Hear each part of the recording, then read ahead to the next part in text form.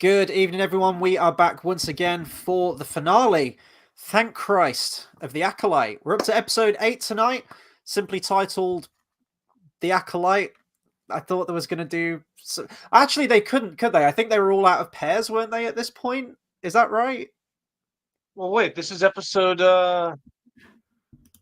Yeah, I but one, guess, one, one didn't have... Episode 3 didn't have it, and that was paired up with...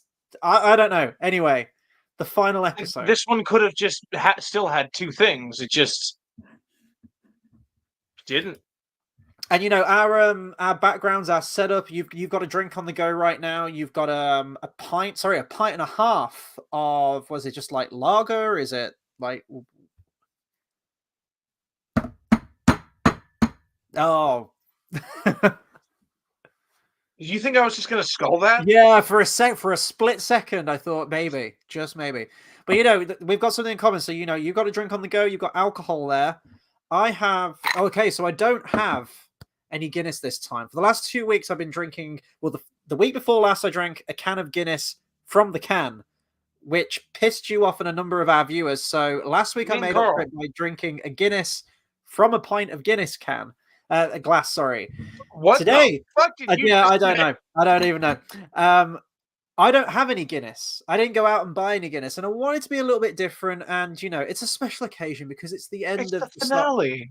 It's the finale. It's the end of the Acolyte. So I had this line around, and I have tried this before. It's really good. Seagram's. It's not Seagram 7 because I think you can only get that in the States. So this is imported, and it's a Canadian whiskey. It's really fucking good.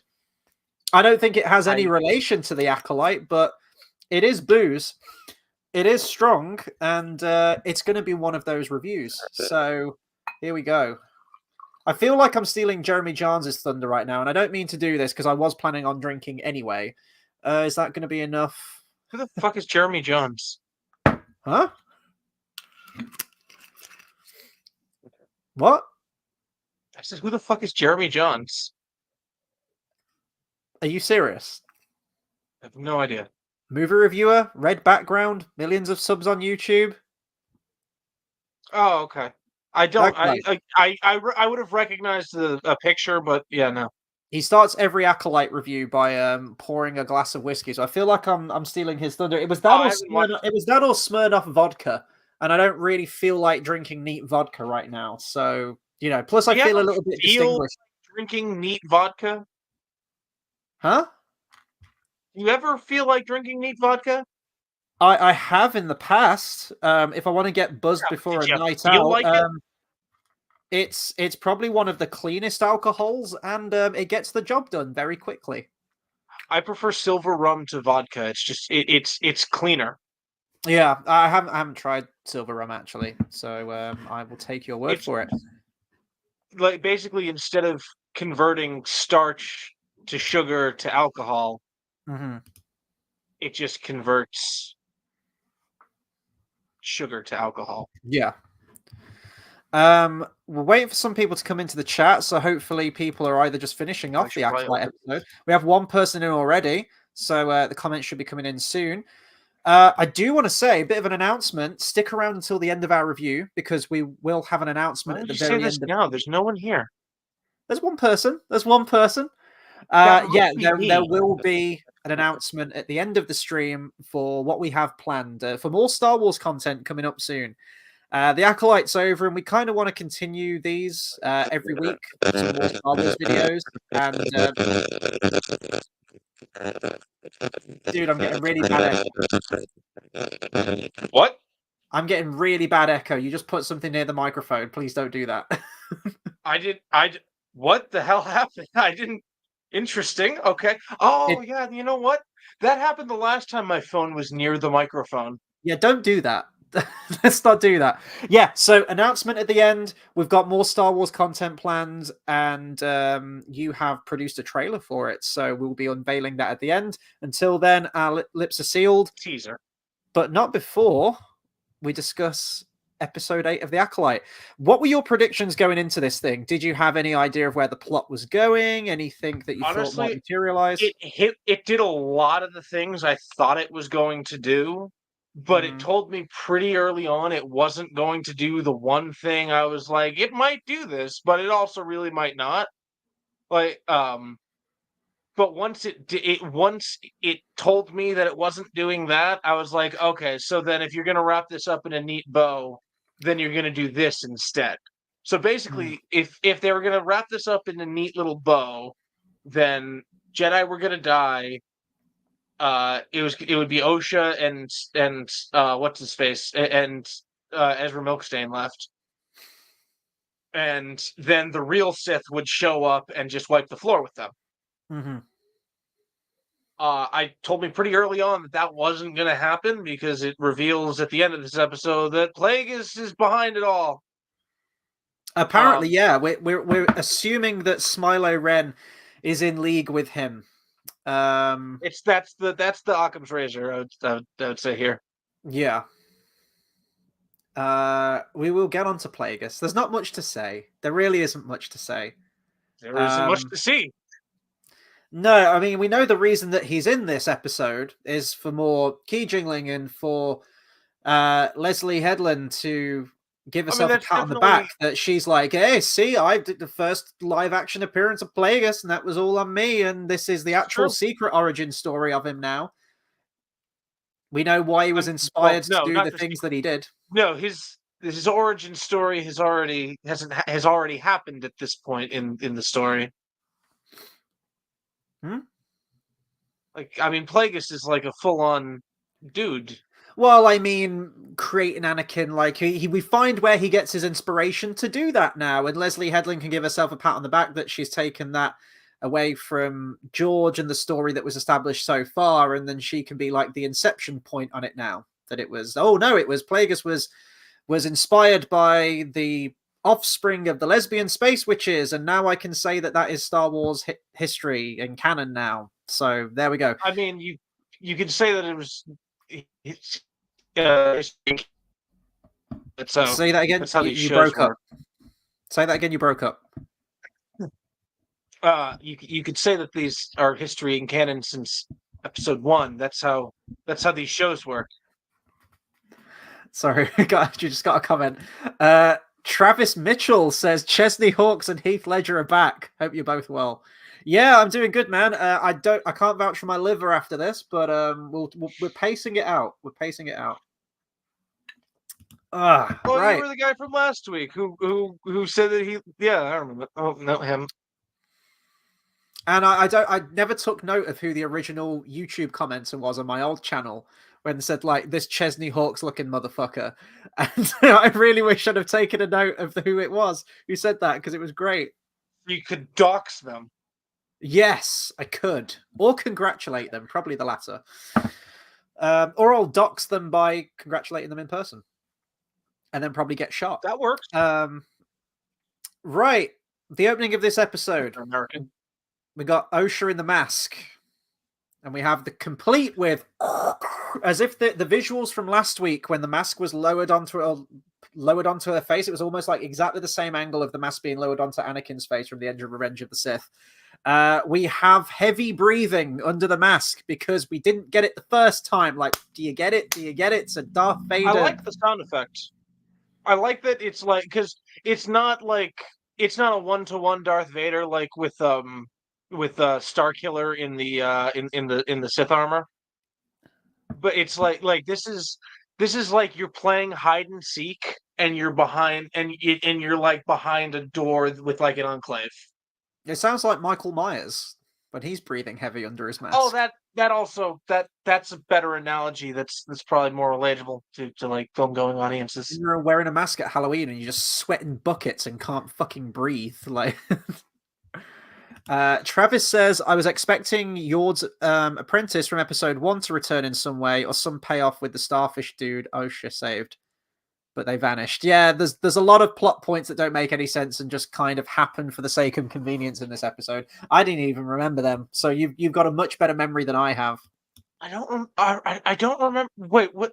Yord's apprentice was the chick who got stabbed. Bitch? Yeah, she got stabbed 3 times, didn't she? And as we know, 3 is the magic number. You get stabbed once, you're A-okay. You're going to come back to life, but stabbed 3 times, probably not. Oh yeah, and then I have another note saying OSHA can now see the future. Like, okay, Oh, I mean, Anakin can see the future. Luke can see the future. It's just if sometimes you see the future. you just sees the future now. OSHA, okay. That's like a Travis, thing everybody could. Well, not everybody, but like if you got the Force and you're like meditating, sometimes yeah, but that's that happens. she never completed her training. That's irrelevant. Oh, If you okay. literally Okay, that's the point of the helmet. fuck it. Like that's literally it's just you and the Force. And not everyone can see the future. We've had Jedi that have trained for much longer that don't see the future, apparently. But OSHA's an exception. Yeah, but nobody ever sees the future by trying.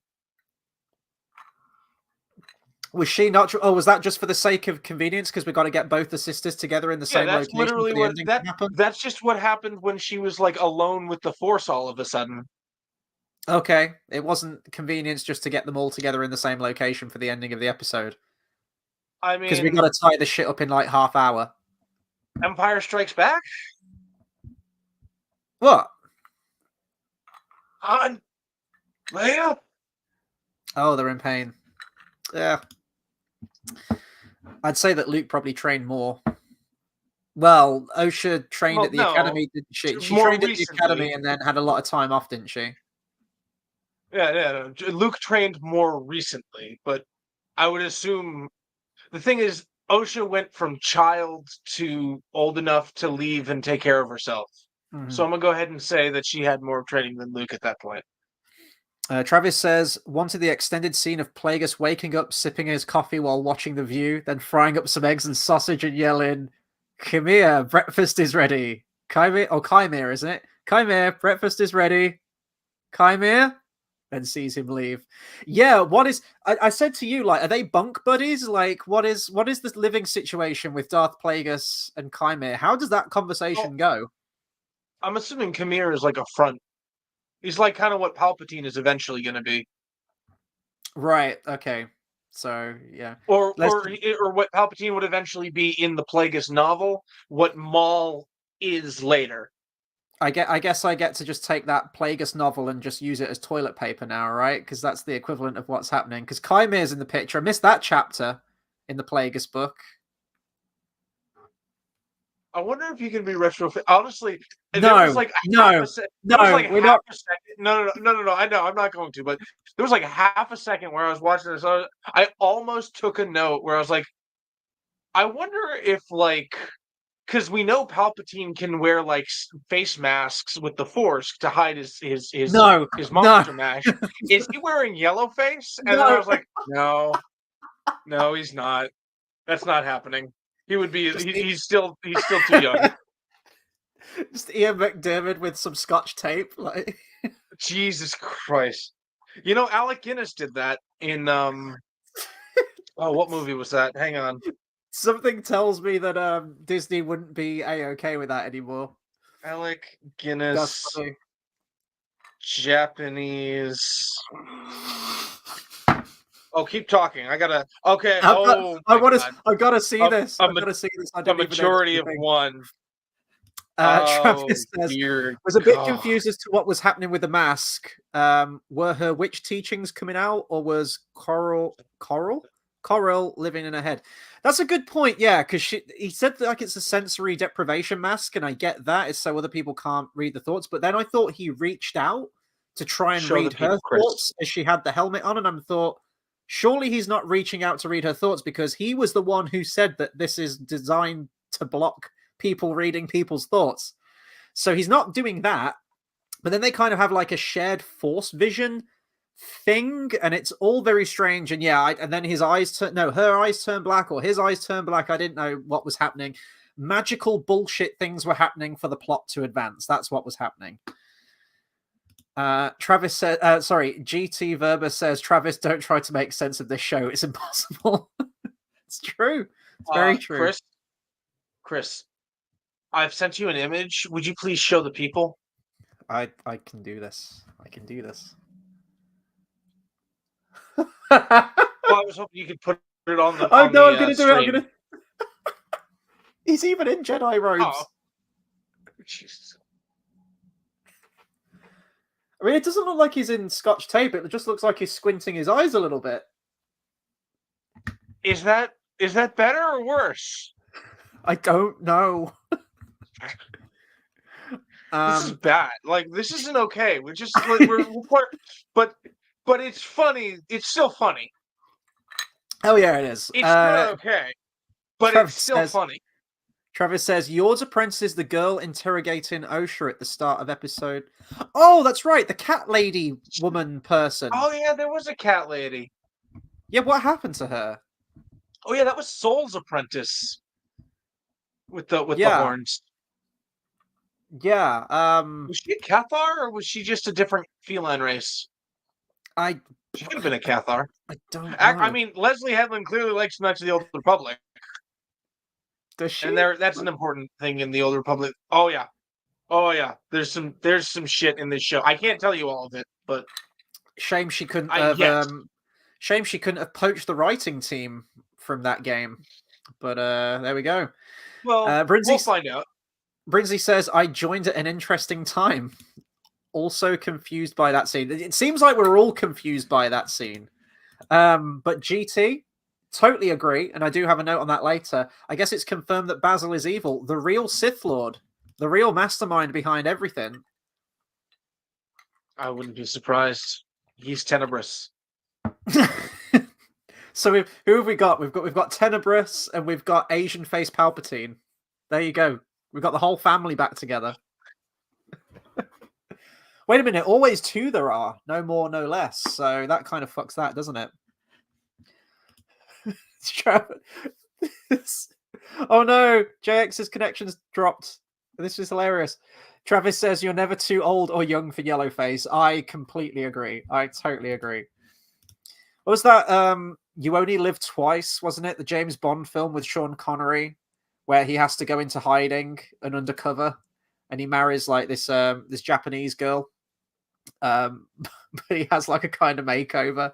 He has an Asian makeover, and he's like a 6 foot something Asian guy. He like towers over everyone, completely in disguise. It was a different time. That was a really good Bond film, actually. I like that one. Which one was that? You Only Live Twice. Oh, that's right. Okay, so then they have a conversation, and she's like, "I saw a vision of Soul a city dying in the clouds." Yeah, and it's the old monastery, the old place where I grew up with the fucking witches, and we need to go there.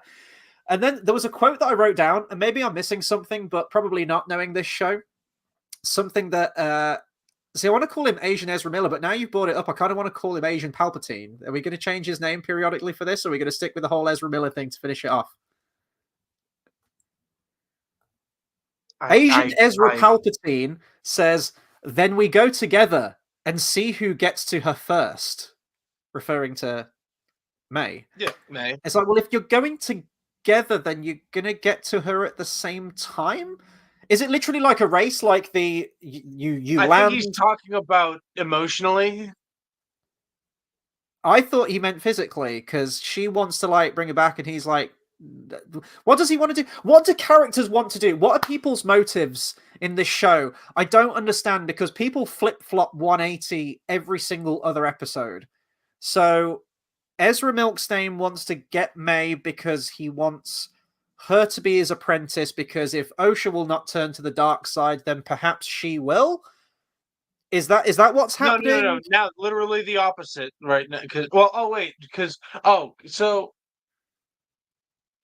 because May saw the vision of OSHA, or OSHA saw the vision of May, but it was probably OSHA killing Soul without a weapon, and he's just like, "Oh, you can do it without a weapon," because that's been his thing. Which I don't know why that's his thing, but that's been his thing. I can't say why that is his motivation, but for some reason his motivation is get somebody to kill the Jedi without a weapon. Yeah, that's a thing. So this is a note that I have for later. I'm guessing now this gives an unnecessary origin story and initiation ceremony to the Force choke maneuver. No, I don't think so. No, because that's I think killing. that's just That's is that like an entry into the Sith Academy? Like you have to kill a Jedi without using a weapon.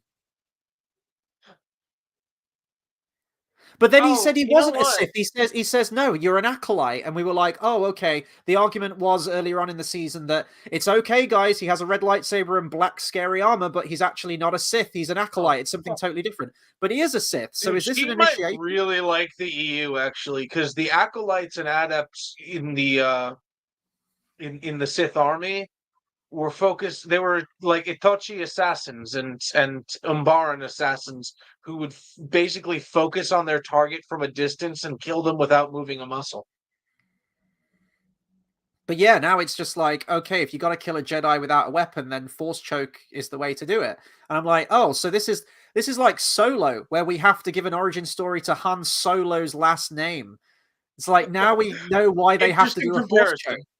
I don't know. I don't. It was weird to I've me. never been under the impression that they had to do a force choke. I don't think this is the invention of the force choke.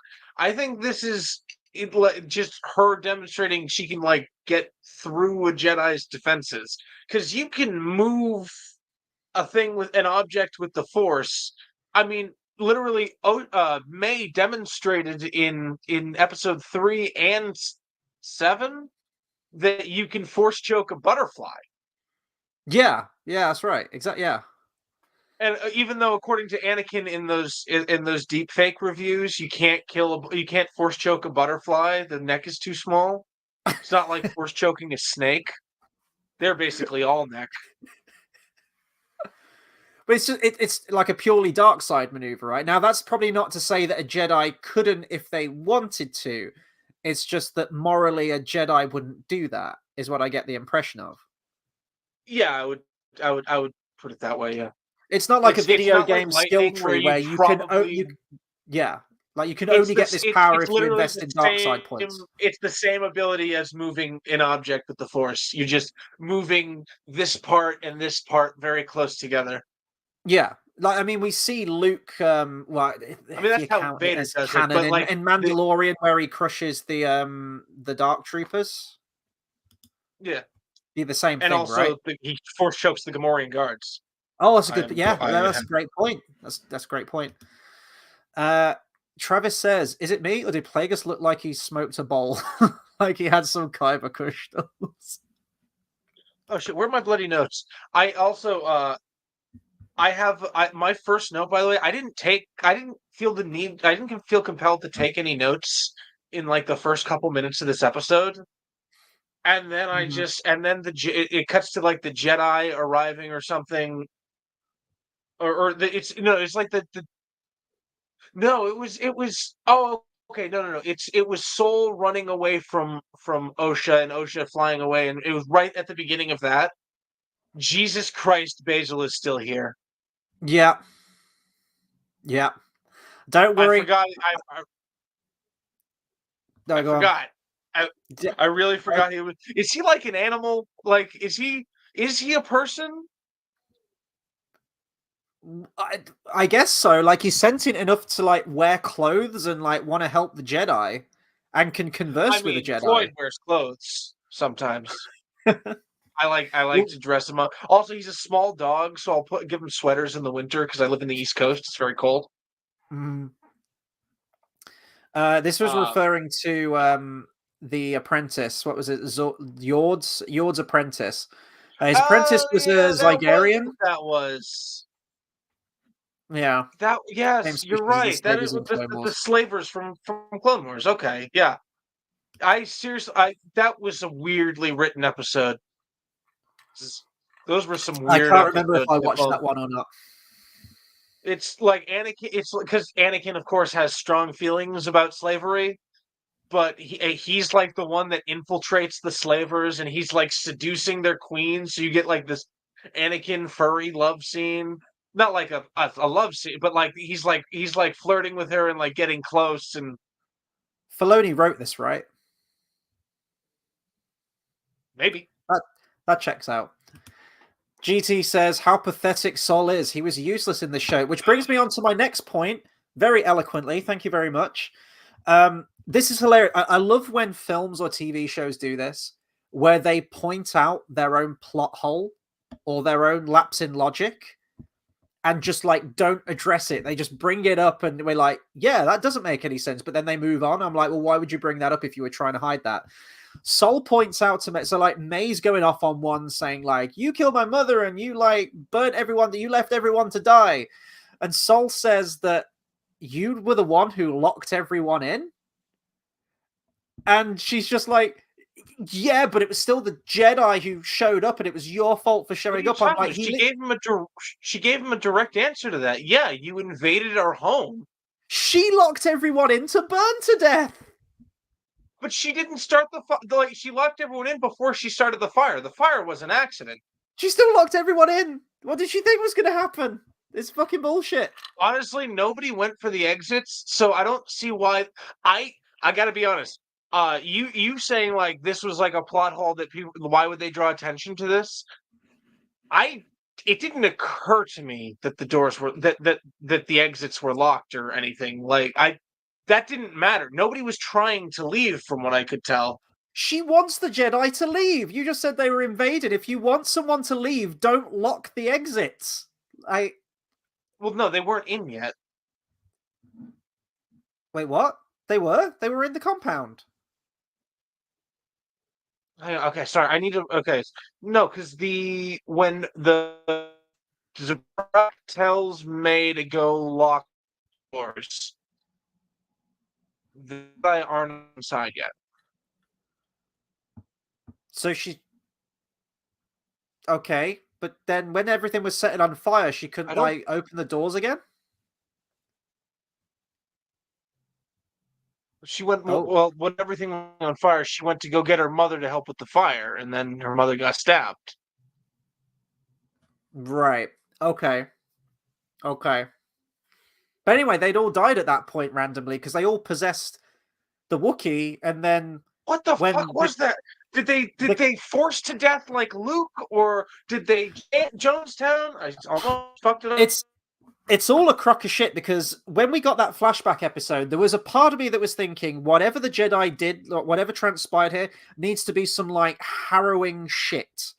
This needs to explain why one of the Jedi unalives himself, takes like a vow of silence for decades after this has transpired, and then unalives himself. Nothing that transpired. The Jedi were totally in the right the entire time. All of the witches dying was their own accord. They like evilly possessed a Wookiee to fight and murder all of the Jedi. Right, and then when that connection was broken, which was no doing of the Jedi, like the Jedi was just trying to like, you know, stop the Wookiee. And then that automatically takes out all the witches. That was their own doing.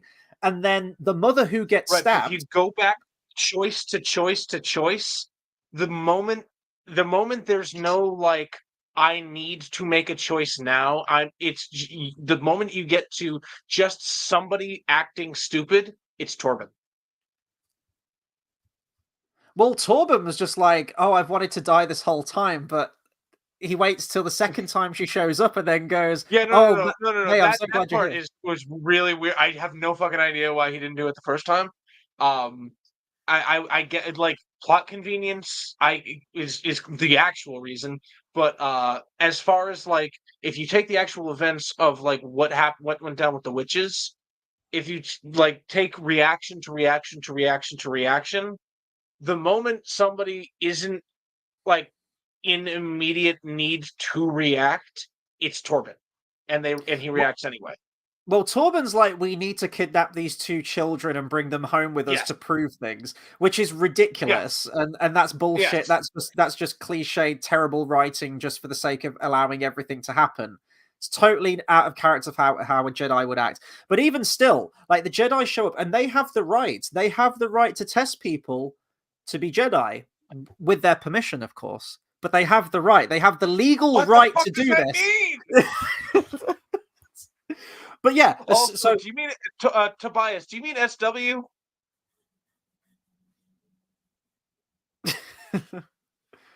Yeah, mate. Yeah, I think he does.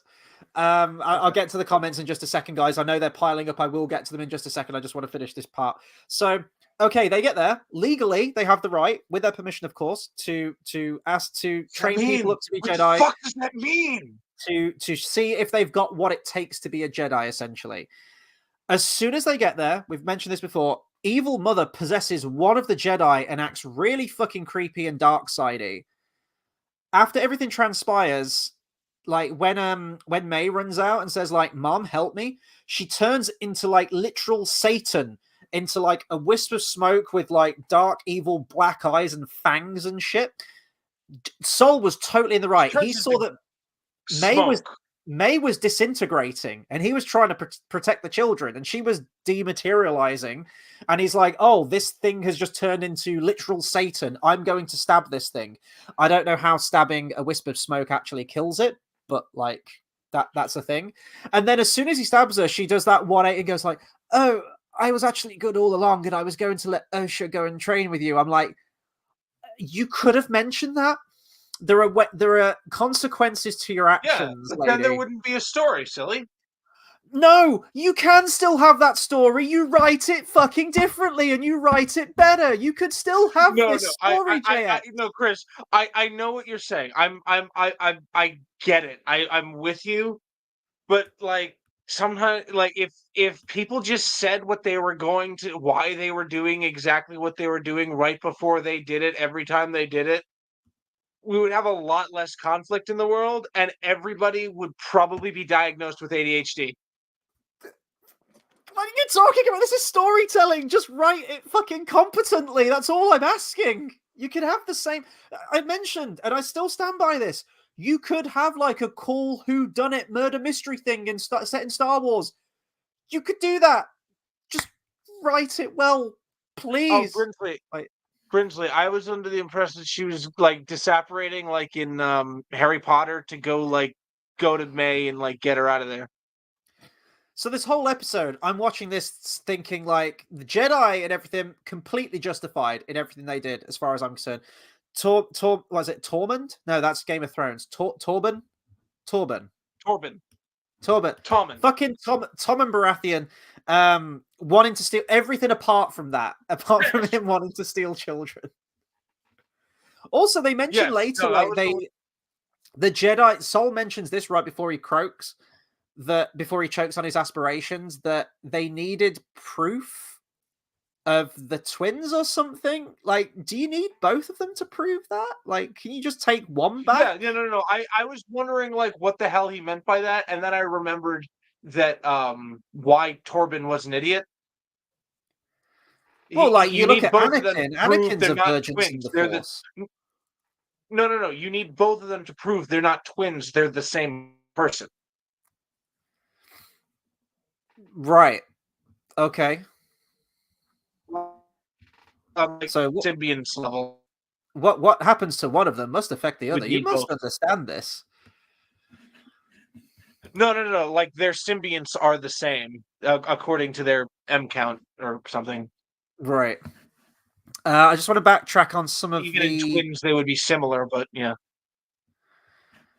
Yes, let's get to ST and go from there. Oh my hear God. The tragedy of Darth Sidious the White. He was so white, the only thing he was afraid of was losing his whiteness, which eventually, of course, he did. He told his apprentice every white thing he knew, and his apprentice Asianed him. His master apprentice Asianed him in his sleep, according to This is great. My speculation early on was that Kanaka killed himself out of guilt. May's test was making it to him, seeing that she passed, but she gives up. So Chimere slashed the corpse, making it look like murder. Who the fuck knows? No, I thought Chimere like actually just like killed him. Yeah, I think. Well, he's saying that this could have happened. I mean, that's a lot of headcanon. That's a lot of fan fictioning right there. What we're presented is that. I literally wait. No. Open that again. And it was speculation. You thought it was going to get like explained. May was making it. Yeah. No. Yeah.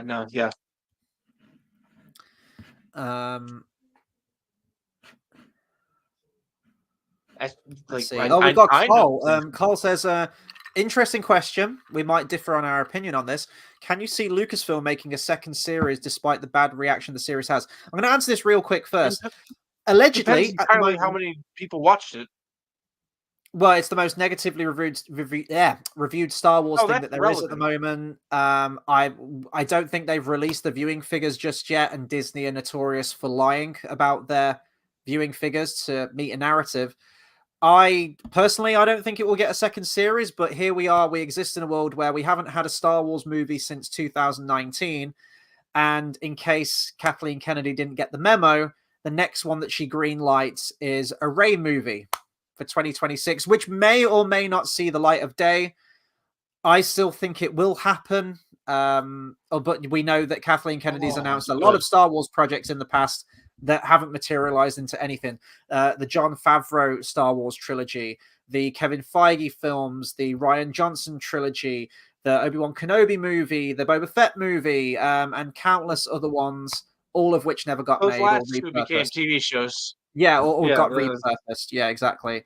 There was the D&D, David Benioff and yeah. DB Weiss. Uh, The reason how that do they how do rushed we out Game of about Thrones that? was because they were going to give it the Star Wars trilogy. And they're like, Yeah. yeah, yeah. It's ironic. They dropped the ball so they could pick up another ball, and they're like, you just fucking wrecked that ball. We're not giving you a new ball. No, I Disney love handed them that a ball first. and then like burst the ball in front of them and just watched it deflate and then just threw it away. Yeah. No, I like. I don't think it will get I a think second there's like series. a blend of ours of our ball metaphors we just came up with that like is somewhere in the middle there. Yeah. But yeah, because they Um, definitely were like, you guys, no. I was going to bring up a point relating to. I'm going to save it for when we get to Darth Plagueis because that'll tie into one of my commentaries on that. So I'm going to park that for now. But it kind of ties in with that making a follow up or making a sequel or making a second series at some point. Travis says, I call Basil the Caddyshack gopher. Should retitle it the Shakalite. Well, then you've got to get Shaquille O'Neal in there as well. Yeah, I was just thinking. I was like, well, that's Shaq with a Q. Yeah, it is. Yeah, with some of that juicy Shaq meat. Brinsley says, I enjoyed Sol as a flawed character, but his friends did him dirty with his reputation. No, I tell you what, the writing team did Sol wrong. I mentioned last week, I've got nothing against the actor. You can tell he's not a naturally speaking Englishman. But considering the guy basically learnt the language enough to recite the lines and actually try, and he's one of the few characters that shows emotion and gravitas in his role, I honestly think the best two in the whole series are the two Asian guys. Is the one who plays Sol, and I keep saying discount Ezra Miller, and I feel like that does a disservice to the actor playing Kymir. You know, I'm going to call him Kymir now. I'm going to call him by his actual name, even though I couldn't remember it until someone mentioned it in the comments. Because I think he's a really decent I actor. learned it like 10 minutes before. I learned it like 10 minutes to an hour before Yeah, we started dude, this. it's 8 episodes. We've had 8 episodes, and we don't know half of the characters' names. That's a problem. 8 episodes. No toys. It's yeah. I'm going to go on a bit of a no spiel at toy the end sales. about Disney. That's how you and learn that. That's how you're supposed to learn character names. Don't you know? That's true. Travis says that Slaver arc was fun. It's the first. This is referring to the Clone Wars. That Slaver arc was fun. It's the first time we see R2 hide a saber in his dome and shoot it out in a sequence that's a homage to Return of the Jedi. That's definitely a David Filoni episode. Then, not necessarily the first time. If I end up getting something to work. Mm-hmm. GT says it's all the Jedi's fault. The witches were chilling. Oh, I thought he was doing an Anakin. My bad. I don't think he was. It's all the Jedi's fault. The witches were chilling in their castle, and the stupid Jedi broke in. Like Anakin. Legally, they're allowed to be there. They are. With their permission, of course. With their permission, of course. What the fuck does that mean? That's the most memeable moment in the whole show for me. I think is that line. Let's get back to our notes then. Keep the comments coming in, guys. We will get through the rest of the comments. I promise. We're going to kind of like flip-flop back and forth. So we last left off. Sol has May apprehended. Sol says like, I couldn't save both of them or something. I couldn't save you both. I'm like, you really could. Just you have two hands. Just use the force and do the thing. I don't think that's how the Force works. Because the thing is, I think it's more about if he could do this with his eyes, maybe. But I don't think it's like that. Yoda uses both, doesn't he? To like, is it because it's Oh coming yeah, from the no, same direction? it's an illustration of your action, which helps with the actual thing. But but Vader, all Vader has to do is this, and he can move shit with his mind because he's showing off. Kylo Ren stops a literal laser blast in Force Awakens and keeps it there for an entire conversation. Exactly. It's so great, isn't it? I love Star Wars so much. It's so great.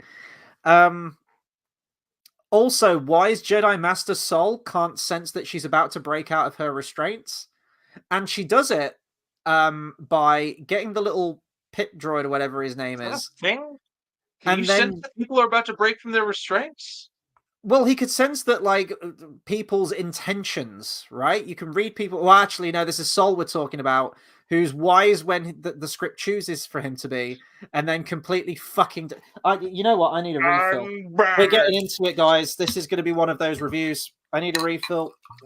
Oh, there we go. Oh boy, this is going to be. I fear for what state I'm going to be in at the end of this review. Can we agree that most of the budget had to have gone into that like asteroid meteor thing? That was beautiful. Yeah, it didn't like hit me the same way that one in Andor did with the TIE fighters. No. But it did kind of remind me of that. Yeah, it was like, oh, so that was where a fraction of the budget went, but that doesn't excuse 180 million. So I'm still questioning where a lot of that money went. But anyway, yeah, so he can't sense that she's about to break out. And then she breaks out. And then apparently this little droid can also be used as a portable taser. Like, is that a thing? Well, wait, doesn't she short circuit something like with the lock? And doesn't OSHA do that? Well, I guess so, but it's like I would assume if you touch that to somebody's like neck, it would probably be rather uncomfortable. And again, like, what is May's motivation here for most of the season? At this point, I don't know what the fuck May is doing. I don't know what May or OSHA are doing. Because you told me, like, you know, because you point out if Sol can't sense her and he's right on the ledge, why doesn't he grab his ankle and murder him or something? Like cut his Achilles tendon and stab him, you know, but like, and then I was just like, well, wait, what the fuck does May want? Because whether I like something or not, I will always try to be the devil's advocate for it. I will like something that I can't advocate sometimes. I've got no fucking idea what the hell May wants at this point. No clue. What does May or OSHA want? OSHA was a blank fucking slate until the last couple of episodes where she does a Daenerys Targaryen and then randomly turns evil in the last couple of episodes. Well, no, I wouldn't. I would say she turns evil in the last episode when she does the thing. Oh, when she just willingly accepts in the previous episode Smilo Ren just because he gets his dick out and he's like, join the dark side as he's full on windmilling his cock in front of her face. Like, oh, great. I mean, she doesn't accept him. She just doesn't murder him because he's like, I'm not fighting you. He murdered like all of her friends and everyone she held dear. Yeah, and then he's just like, this has always been like a complaint I've had with Star Wars, where there's just like, he's beaten. Don't kill him. Don't stoop to his level. Shut the fuck up, General Rom Koda. If it weren't for you, Palpatine would be dead. Just our protagonist and antagonist just flip-flop. She's trained for years. She wants to kill all these Jedi, including Sol. Like, Sol's on her like the last one on her Kill Bill kill list. And then when she's tromping through the jungle, she just randomly says, I'm going to turn myself into the Jedi. I'm going to put this life of murder behind me, and I'm going to be a good, upstanding citizen and have myself in. And then she turns evil again in the next episode, and then she wants to kill Sol again, and now she has the opportunity to do that, and she doesn't do it. What is? And then I don't know what her fucking motivations are at the I end don't know of what's this going on in episode. this episode. I've got no clue. That in the other episode, I was with her. I get it. I'm like, okay, so that and then that. Okay, You and then said you I had was a like, problem is with that she in the other good? episodes. No. I did say that, and then the next episode, I was like, okay, that's why. You said, why is she resisting arrest like I did? Oh yeah, no. I did say like this whole thing could have been ended if she just said I surrender. Yeah, she just 180s again. She Yeah, no, that's she what won, that. she 180s so hard she does a No. 360 But back I to where will she point out started. she doesn't 180 until she pulls the knife out, and she pulls the knife out when she says you are under arrest for the fire that killed your family. There's just no fucking story. I don't know what these characters want. I don't know what they, because it changes every episode. Just when the writing team decide, oh no, now I need this character to do this, so she's just going to betray Brinsley, everything that she's done before. Yeah, Brinsley. Brinsley says, I was with her when she wanted to turn herself in. Now I have no idea. No, that came right out of left field for me. That was a complete betrayal of the character in that moment. She turned into a completely different character when she wanted to turn herself in. What are you talking about? I fucking love. I'm sorry. The term character betrayal in Star Wars fans always makes me laugh. And then just my last note, because when that guy was talking about Anakin Solo and Jason Solo. Oh yeah. It's just like, Anakin Solo's death and Jason Solo's fall to the dark side was just a complete betrayal of the character that came out of left field. They were clearly planning something else, and I just replied to that. So you guys were always like this, huh? My last note on this scene, and then I'm going to get to some more of the comments, is Osha crash lands on a planet from space a second time. She's fine. This has become the new getting stabbed with a lightsaber.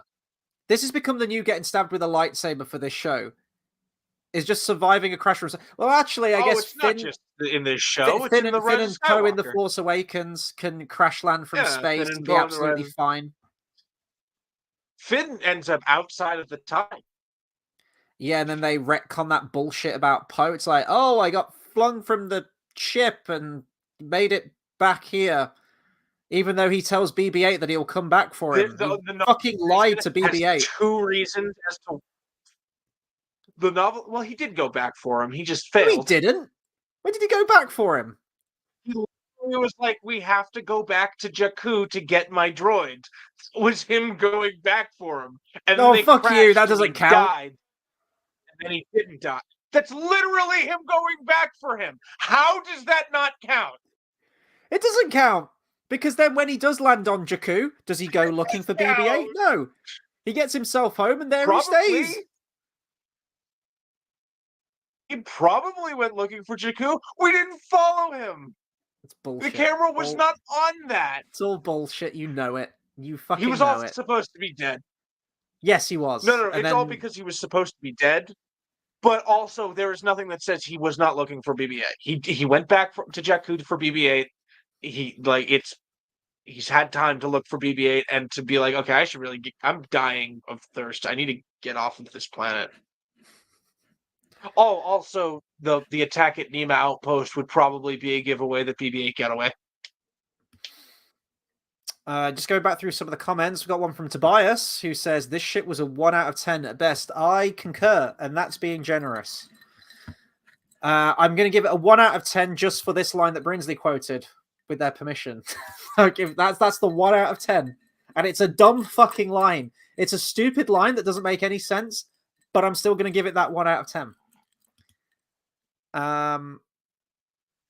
Let's see.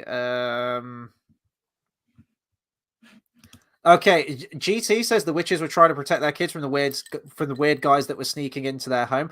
Weird guys and gals, have some fucking respect. Carrie Ann Moss was there too. God damn it, you bigot! You fucking bigot! I'm kidding, GT. I'm kidding. I was really wondering where the fuck you were going with that, and then I was like, oh, that's what he's doing. That's good. That's funny. Yeah, but they were trying to take them away with their permission. With their permission, of course. With their permission. Yeah, exactly.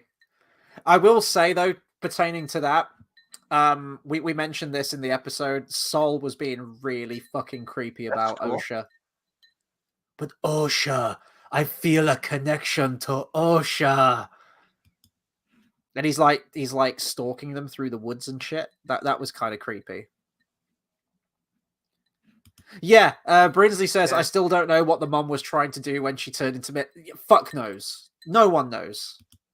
I answered that earlier. Oh, the disapparating thing? Yeah. Yeah, that's exactly. That's when I said that. Yeah. When I Yeah. do this, I'm reading the chat because my microphone is in the way. She could have said, I'm letting you take OSHA before turning into smoke. Yeah, no, I totally agree. Yeah, she could. Oh, yeah. Tobias has an interesting question. He says, this is a question for you, probably, with the editing. Do you reckon there might be a good-ish movie? Maybe 60 minutes of a good movie. One could edit out of this 7 hours of nonsense. I wonder, the fights were kind of cool. Oh, just the Keep fights. an eye on Movies Remastered. I know he's working on something. I don't even think you could, like, good-ish. I think that's being generous. Like, fundamentally, the biggest issue with this series, there's a lot of issues with this series, but chief among them is the writing, the inconsistencies. Well, that's kind of tied with the writing, the inconsistencies of characters, just the cheap look of everything. Like, it just doesn't look good, and the acting's really fucking dross for the most part, apart from a few exceptions of characters that I've already mentioned. Uh Maybe, but I think fundamentally it's balked from the start, just purely from the writing. Unless you could do some creative editing to make the witches slightly more empathetic and less murderous and evil, then maybe. Hey, Chris, we're almost an hour in, and we're on my second note. This is the finale, motherfucker. Like, you signed up for this. You said to go No, live at 10, and here we are. I told no. I told everyone, like, this is the finale, and I've been cutting short hour and a half reviews, so I know I'm going to be a while. But I'm just saying, we are 10 minutes. We're less than 10 minutes into the episode, and we are an hour into the stream. Just if that scales, we're going to be here tomorrow. I'm gonna advance to the next scene. I will get to everyone. So Travis is the next one. I've got that up. Keep your comments coming in. I will get to them all. I promise. We cut back to Coruscant, but we don't have an establishing shot telling us we're at Coruscant. I'm just going to take a leap in logic and assume that we're at Coruscant in the Jedi Temple. I think that's where we've gone. And fucking Mog. I fuck you, Chris. Fuck you, Chris. I see Mog, and all I can think are the words limp-wristed cunt.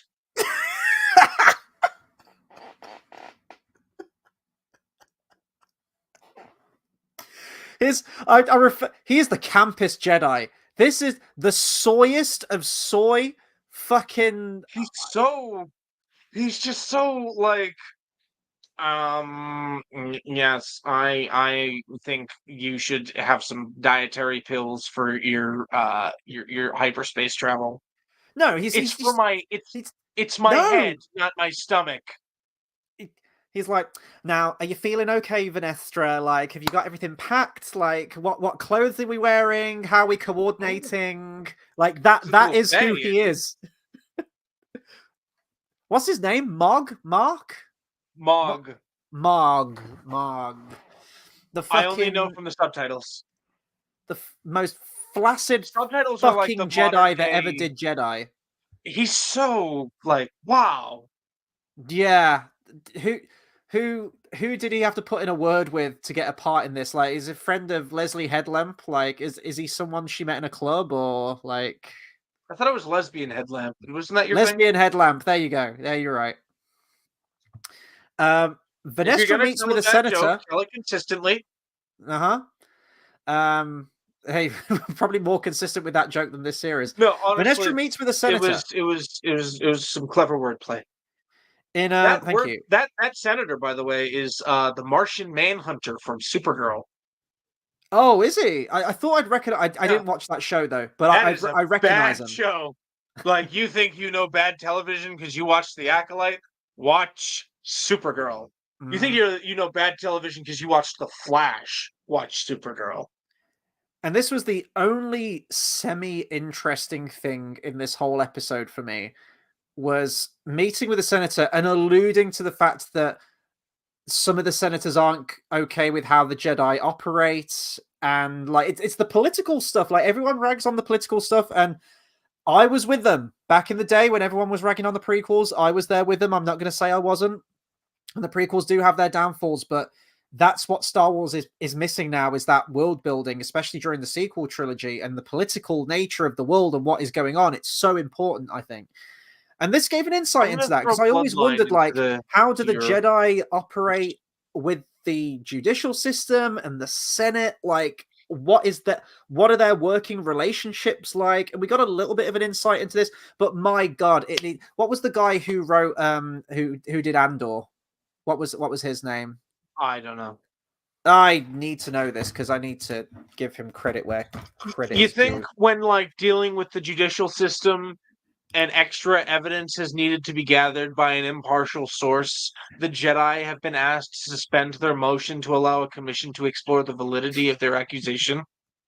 Exactly. It's Tony Gilroy. That's the name I could. If you got Tony Gilroy on that and he was going to have some kind of conflict between the Jedi and the Senate, get him on the case, because he could write you a fucking screenplay that just really delves into that. And this was very surface level, but I was at least intrigued by it. I was like, okay, this is raising something that I've often pondered for a while. Clear foreshadowing is like, oh, what if one of yours turns against everyone and starts murdering everyone? I'm just revenge of the Sith. Like, you know what I mean? But other than that, the clunky foreshadowing, I was like, this is interesting stuff. I can't wait to hear more on this. And then they cut away from it, and we never get a payoff to it in the whole rest of the episode. No, What do you mean? we We get the do. ending. At the very end, in the Return of the King ending, Yeah. she stands What? around a table and she just says, "Oh yeah, this is what It happened." wasn't Return of the King until it was almost Return of the King, and then the part where it crossed the Return of the King threshold Yoda. happened, and then it was over in like a second. I was like, okay, Yeah. okay, maybe not. It not Return of the King, just pointless and kind of tacked on. I mean, it is this sort of like postmodern bullshit about how all the Jedi suck, how they're all evil, how they're I terrible. think this is. I think this show has proved that that's not like the case. Like, in fact, I kind of have a note here waiting for you to say something along that. Um, Oh no, I'm getting predictable now. Damn it. oh, come on. You've always been predictable.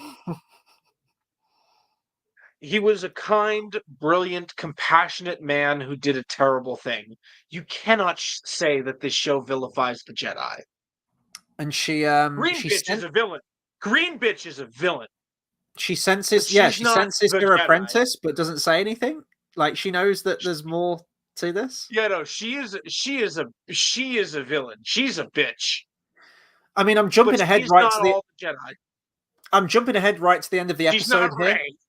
But yeah, I'm jumping. I'm jumping ahead to the end of the I didn't mean episode to do here, that. but where it's like, oh, we're gonna clear all of our tracks right now. I'm gonna wipe May's memory so she can't give any information Oh yeah. away, and the Jedi are not suspicious at all. Literally, like the third question that Vanestra asks her, she's like, "And how do you feel about your sister Osha?" And May's like, "Do I have a sister, Osha? I don't know about having any sister." And she's like, "Oh, well, you've clearly had your mind wiped then, and there's some dodgy dealings going on." Fucking cat's out of the bag instantly. Great plan. Yeah. Yeah. Right, let's get to a few more Things are comments and then we're coming back. they won't have all the details. It would be suspicious, but the cat wouldn't be out of the bag. They would just know that there's a cat in a bag somewhere. Yeah, exactly. Now, that's a Dr. Seuss book I need to read. There's a cat in a bag somewhere. Love it. We're coming back with Darth Plagueis in just a second. We're going to go through some more comments right now. Travis says, I think this is better than the Obi-Wan show and probably Boba Fett. Definitely better than Boba Fett. The problem is both this and Obi-Wan were like things I really needed for editing. So it's hard to look past that. I think this is probably better than Obi-Wan, though. I am inclined to agree, just because I feel like that show does more damage to that character. from the prequels, whereas this is kind of, I mean, it is connected because it does break canon, like it does, but it's not on a crippling level of just like ruining Ewan McGregor as Obi-Wan for me. So yeah, for that reason alone, I would probably rank this above. And Just Boba Fett was Kiadi just, Mundi. yeah, I mean, and the Boba Fett show, like, take out the episodes that were clearly meant to be part of the beginning of Mando season 3. Mandalorian, yeah. You got a really bad fucking show there. So yeah, I'd probably say this is better than that. But that's not a high threshold. That's not a high benchmark, guys. We'll it go really Boba Fett isn't. down So there. It wasn't awful, but it was definitely like in the lower margins. The problem is Disney. No, Disney has made some awful Star Wars, but like they don't take enough risks to actually create something truly horrendous. wait, what? Disney don't take enough risk to create something horrendous? Yeah, like the only thing that I can really think of that they've created that's been truly horrid for that I would say like Rise of Skywalker. They just threw everything away and were like, let's just start a new story. And of course it didn't work. Truly horrendous. I can give you a few. It Force made some Awakens, bad. Last Jedi, Rise of Skywalker, Yeah. pretty much Solo. That's sort of like so negligible that I keep forgetting that it even exists. The Book of Boba Fett, Kenobi, Mando season 1 and season 2 I don't think are great, but they're fine. Season 3 definitely. This shit, they've done a lot of damage. season 3 I would put down there, like season 3 of Mando I would put probably like a 4 out of 10. It was utterly unoffensive, but like it really, it literally did. You could give. I felt like sometimes Star Wars Theory was writing that season. Yeah. Well, no, that's like season 2, and then Luke Like, shows up, and then R2 shows up. Very like. No, no. If he was writing that, then it would be actually. I guess you could say he wrote those episodes of Mandalorian. But and then Darth Maul shows up. But, Jesus Christ! And he's got lights. Grievous, don't forget. And he's got lightsabers on his robotic legs. You know what? I take it back. Doesn't feel like Star Wars Theory wrote these, because Star Wars, that would be pretty not good. Well, you know what would happen. Like, I don't care if you like him. He can't write. Go on. In that cave, you would also have Darth Maul, who isn't even born yet. But you know, we fucked about with Kaidi Mundi's age, so we can fuck about with Maul. So we can get Maul in there too. A little bit premature, but let's get him in there. We can also get General Grievous in there as well. You can't forget him. He's got 4 lightsabers. He's like so cool. And like we kill a lot of Jedi off in this, so he can take all of their lightsabers for his collection. So it's great. This is true. See, I can do it actually, too. It makes me wonder, like, anybody here who plays? Yeah, no, I think you can play as General Grievous on Endor, right? In Battlefront, I could get some pickups. just random thing before we move on to a few more comments. Boba Fett. Do you know what crossed my mind the other day? I don't know why I was thinking back to that show, because I've already erased it from my mind. Obi-Wan above Boba Fett, or below Boba Fett, I should say. Do you remember when I think it is Boba Fett, is it? Do you remember when Boba Fett fights Goro from Mortal Kombat in the deserts of Tatooine? Oh yeah, that did happen. Remember that? Yeah, that was like it. What the fuck was that thing? Yeah, like, I know. In the deserts of Tatooine. I don't mind. I don't mind that. I don't think that like doesn't mesh with Tatooine, does it? I can't say it doesn't belong in a desert, but it just doesn't mesh with Tatooine. No, it doesn't. Just like space Vespers don't mesh with Tatooine either. Coruscant, absolutely. That's just a car. Coruscant, absolutely. But okay, I could see those working in Coruscant. I still think they're dumb, but like, just yeah. Dumb things exist. Tobias says, "How's that trilogy coming along, Ryan?" I remember. I remember people I once used to know going like, "Oh, it's gonna happen. It's gonna happen." I'm like, "Yeah, no, it ain't gonna happen." Even back then, I was like, "It ain't gonna happen." Oh no, it will. No, the Last Jedi did really well. It's just like, yeah, it ain't gonna happen.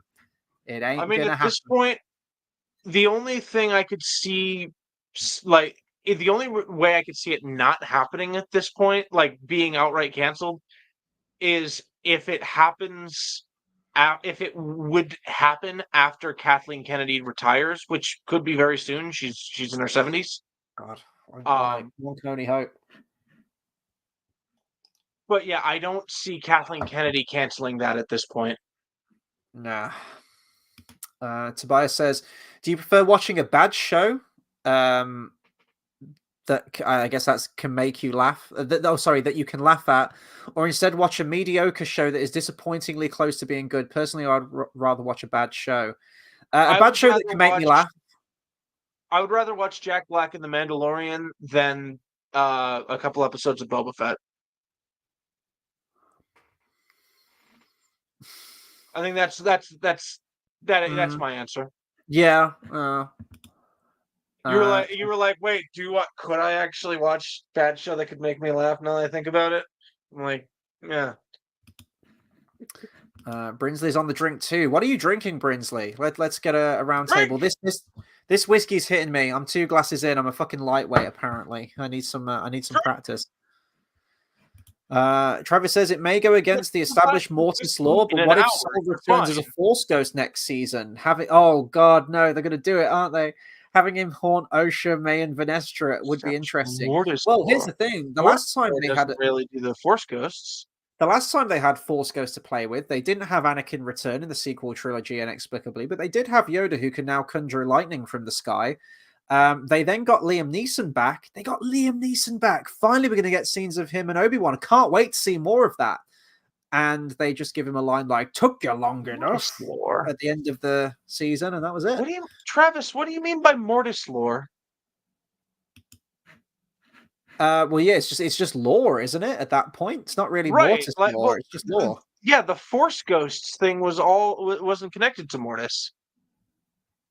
Yeah, unless he, mm, yeah, because he did with the priestesses. That wasn't on Mortis, was it? That was somewhere No, that completely was different. in like a nebula with the Force and shit. Yeah.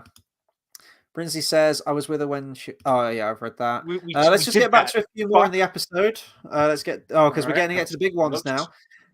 So this really laughed this made me laugh. So like Smilo Ren is walking alongside Osha at this point because they're about to get in the spaceship and fly off to the old temple. And he's still like badgering her about joining. He's still asking her about the dark side. He's like, "Oh, come on, join the dark side. You know you want to." And she's like, "No." He's like, "I can't change your mind." That's my lightsaber. Yeah, I thought, "Oh God, he's going to pull out his dick again, isn't he? He's going to try for like round two."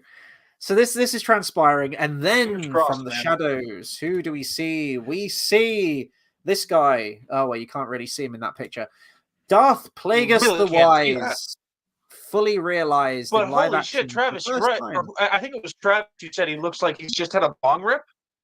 He does. He really does. And he even does like the super creepy thing, like fucking Nosferatu, where you grab a hold of like a door frame, but you don't just grab it. You do like the whole like creepy like slow finger thing. Like the Dementus. This makes me so angry. It just makes me so angry. Like there is no point for Darth Plagueis to be in this episode in this series. He's purely there for the fucking key jangling, sea lion clapping fans that see anything they recognize and fucking lose their shit, like the people who lost their fucking mind. No, Chris. I gotta cut you off there. Yes, he's there to jangle some keys, but to say that his position there is pointless is an outright fallacy. What do they do with him in this episode? What could they have done with him this season? Him being gonna put him in. Him being there, like established question. No, him being there answers questions. The fact is, like they didn't use him that much, but the fact is they did use it. It gave us new information that he was there. It's like I attribute it to the ball cameo in Solo, It's like it could have been removed, and you don't really change much, but it does give you some context for the rest of the story. See, I totally disagree with you there because I'm like, and that's a great example. That's where I was going, and this kind of pertains to the whole. I think I don't know if it was Brinsley who mentioned this earlier about like getting a season 2.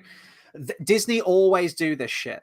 They'll always shoehorn in a pointless cameo at the very end to tee up something that's coming next, which will never materialize. For example, Liam Neeson at the end of Kenobi.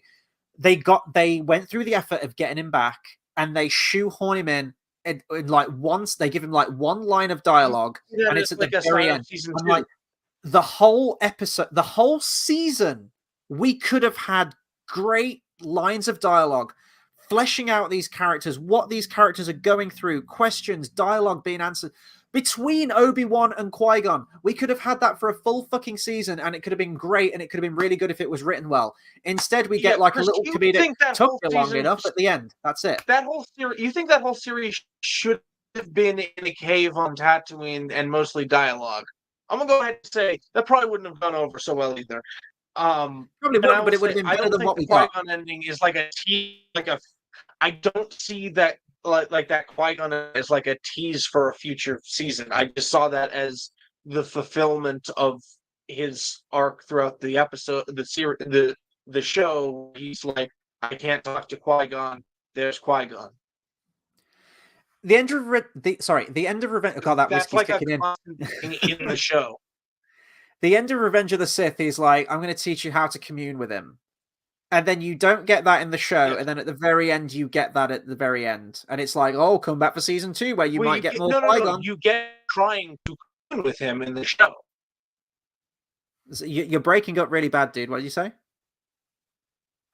You get him trying to commune with him in the show, and then you get that cameo at the end. Oh, but he's got Force limp dick, so he can't talk to him, right? Great. Okay, you mentioned Darth Maul as well. The ultimate key jangling moment, especially. I wasn't saying that as that because it's like, yeah, maybe it is a little Force limp dick. Yeah, dude, sort your internet out. You're breaking up really fucking bad right now. I don't know what's happening. Reposition the laptop, reposition the router, whatever you got to do. Darth Maul. Literally the ultimate key jangling moment was him coming back, let alone the bit where he ignites a lightsaber completely pointlessly on a hologram just because we're like, oh my god, he has the lightsaber. And it's like, you and I will be working very closely. And we're never going to get a sequel. We're never going to get another follow-up season. They've put the kibosh on that. So again, it's like, oh, come back next time for more great stuff. You have, and I was totally on board with this at the time, Luke Skywalker at the end of Mando Season 2. I was filled, like a lot of people, with the feeling of I felt hard done by what they did to Luke's character in The Last Jedi, and I'm finally getting to see Luke be a badass and cool and what I wanted to see on screen. Now I realize that was also key jangling, especially when R2 rolls in as well, and it's like, oh, we're going to get more Luke. We get him for like one episode, and they do nothing with his character. We get no fleshed out dialogue between him and Ahsoka. Imagine the conversations that Ahsoka, the apprentice of his father, Anakin Skywalker, who was present during the Clone Wars. Imagine all the conversations that we could have seen between her and Luke Skywalker. We don't get any of it.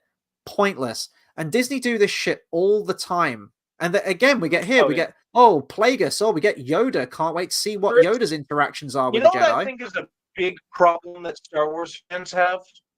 What's that? You love to judge things for what they aren't. You've had plenty to complain about for what this already is. Stop bitching about what it isn't. That's the most vacuous shit I've ever heard. What do you mean by that? Literally, like you're saying, we could have had this. We could have had this. Okay, we didn't. That's not a real criticism.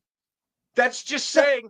No, if somebody was in the mood because to it write is something else, they could do something else. No, because it is. It's fucking blue balls. But they do this shit all the time. Had this instead of this.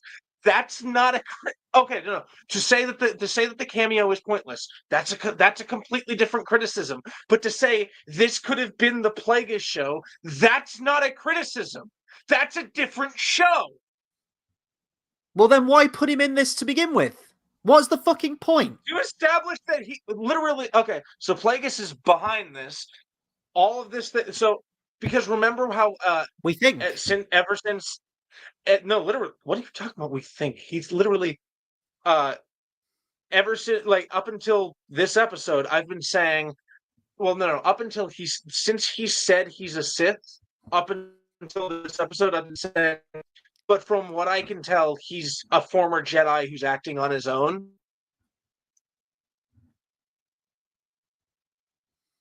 Mhm. Yeah, it's not that.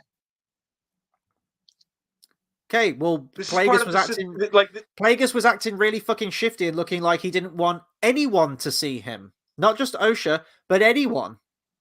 Skulking around like fucking Nosferatu in the shadows. yeah, he didn't want Osha to see him. What I'm saying is, you get Liam, like going back to Kenobi, How's you my get Liam connection, Neeson. Lindsley? Am I You doing go better, by the out way? of your way to get him back in the costume, to do all the effects to make him look like a Force ghost, and to have a little shitty offhanded joke or whatever at the series. Why couldn't you have a whole series of that? Because that's a different question. That's not a critique of the Kenobi series. That's just a question. The critique is that they fucking Like, do this shit all the time. They blue balls you with stuff like, oh, tune in next time for the actual shit that you wanted to see, and then you're never going to see it.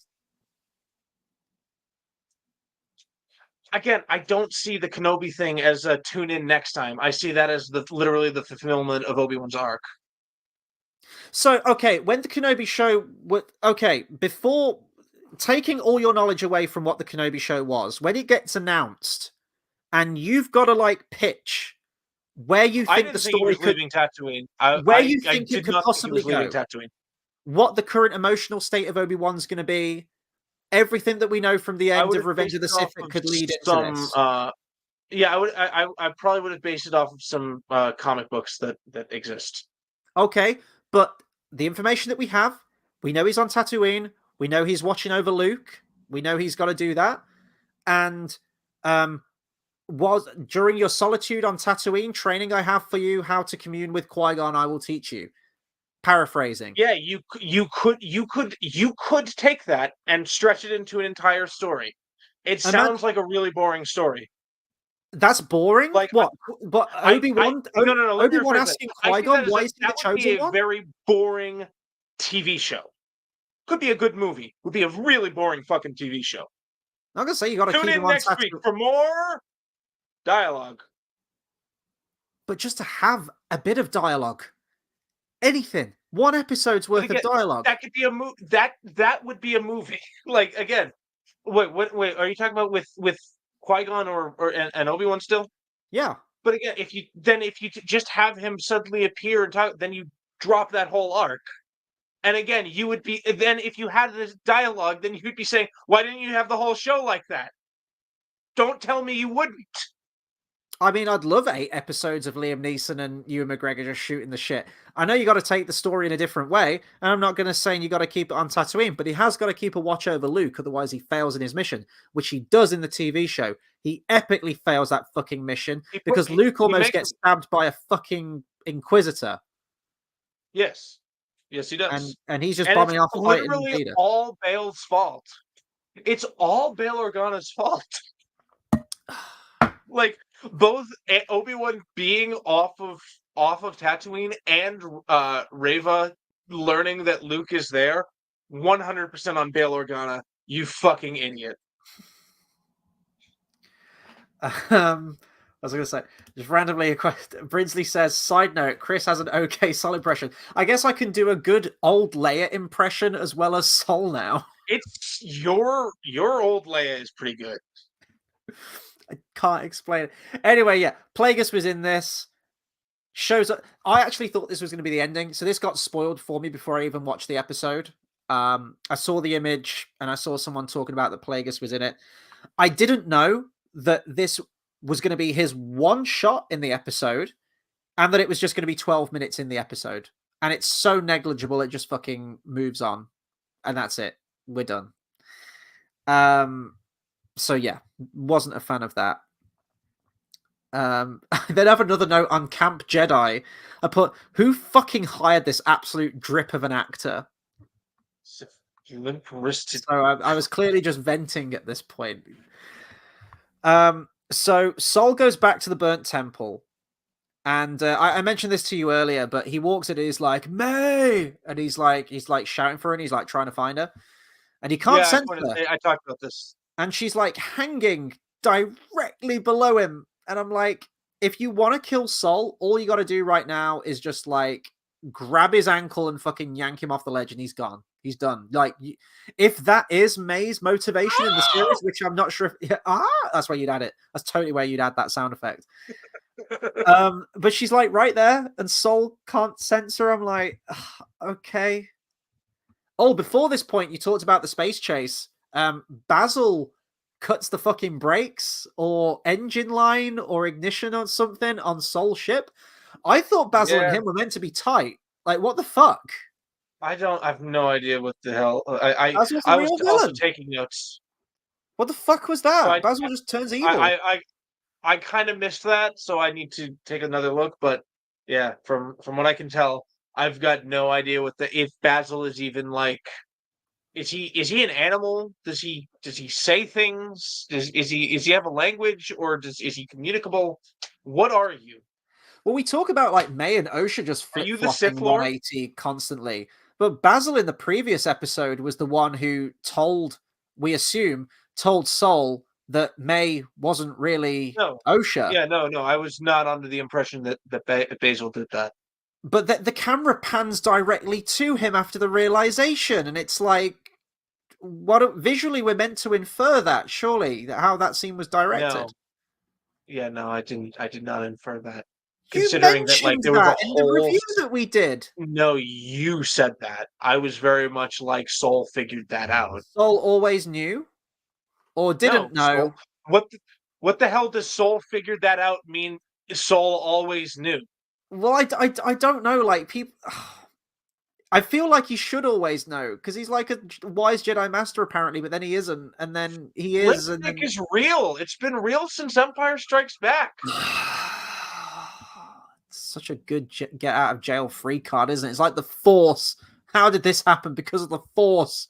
Force can fucking do anything now. But yeah, I don't get where Basil's loyalties It's literally lie. the name. It's like it's plot force. Yeah, Like, there you go. Plot. Literally, Rogue One plot armor is canon. Oh, I am the Force, and the Force is with me. Scene. Yeah, Rogue One, plot armor is 100% canon. Dude, I'll do you one better. Opening scene of A New Hope when C-3PO and R2-D2 make it across the corridor. Yeah, right from the opening scene, real, dude. And then Smilo Ren's there, and then we start having a lightsaber fight with him and Sol. What is it? Did kicks him in the chest twice? Oh yeah, he does that. Boom, boom, boom, boom, boom, like, yeah. His left hand should have been doing this to imply he's force pushing himself forward. Yeah. I have a note. Did Zack Snyder direct this fucking episode? What is with the overkill on the slow-mo crap all the way through this? Oh, did I miss slow-mo? What the? There's so much slow-mo between this fight and the really cringy, terrible fight. I was actively messaging you during this fight. Okay. Oh, yeah, you were, because you were saying, like, oh, I can make him Luke, and when I edit this, I can do this, and I can do this. Oh, okay. But, yeah, then I have another note saying there's some, like, really cringy, like, Crouching Tiger, Hidden Dragon wirework bullshit going on in this.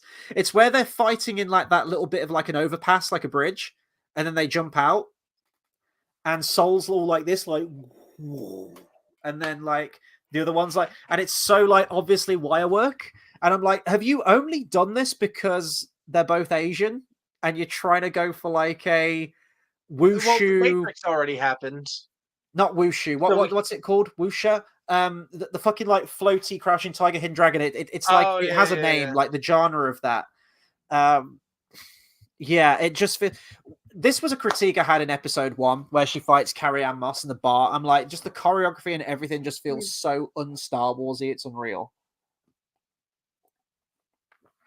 I mean, that's the kind of shit people were hoping for when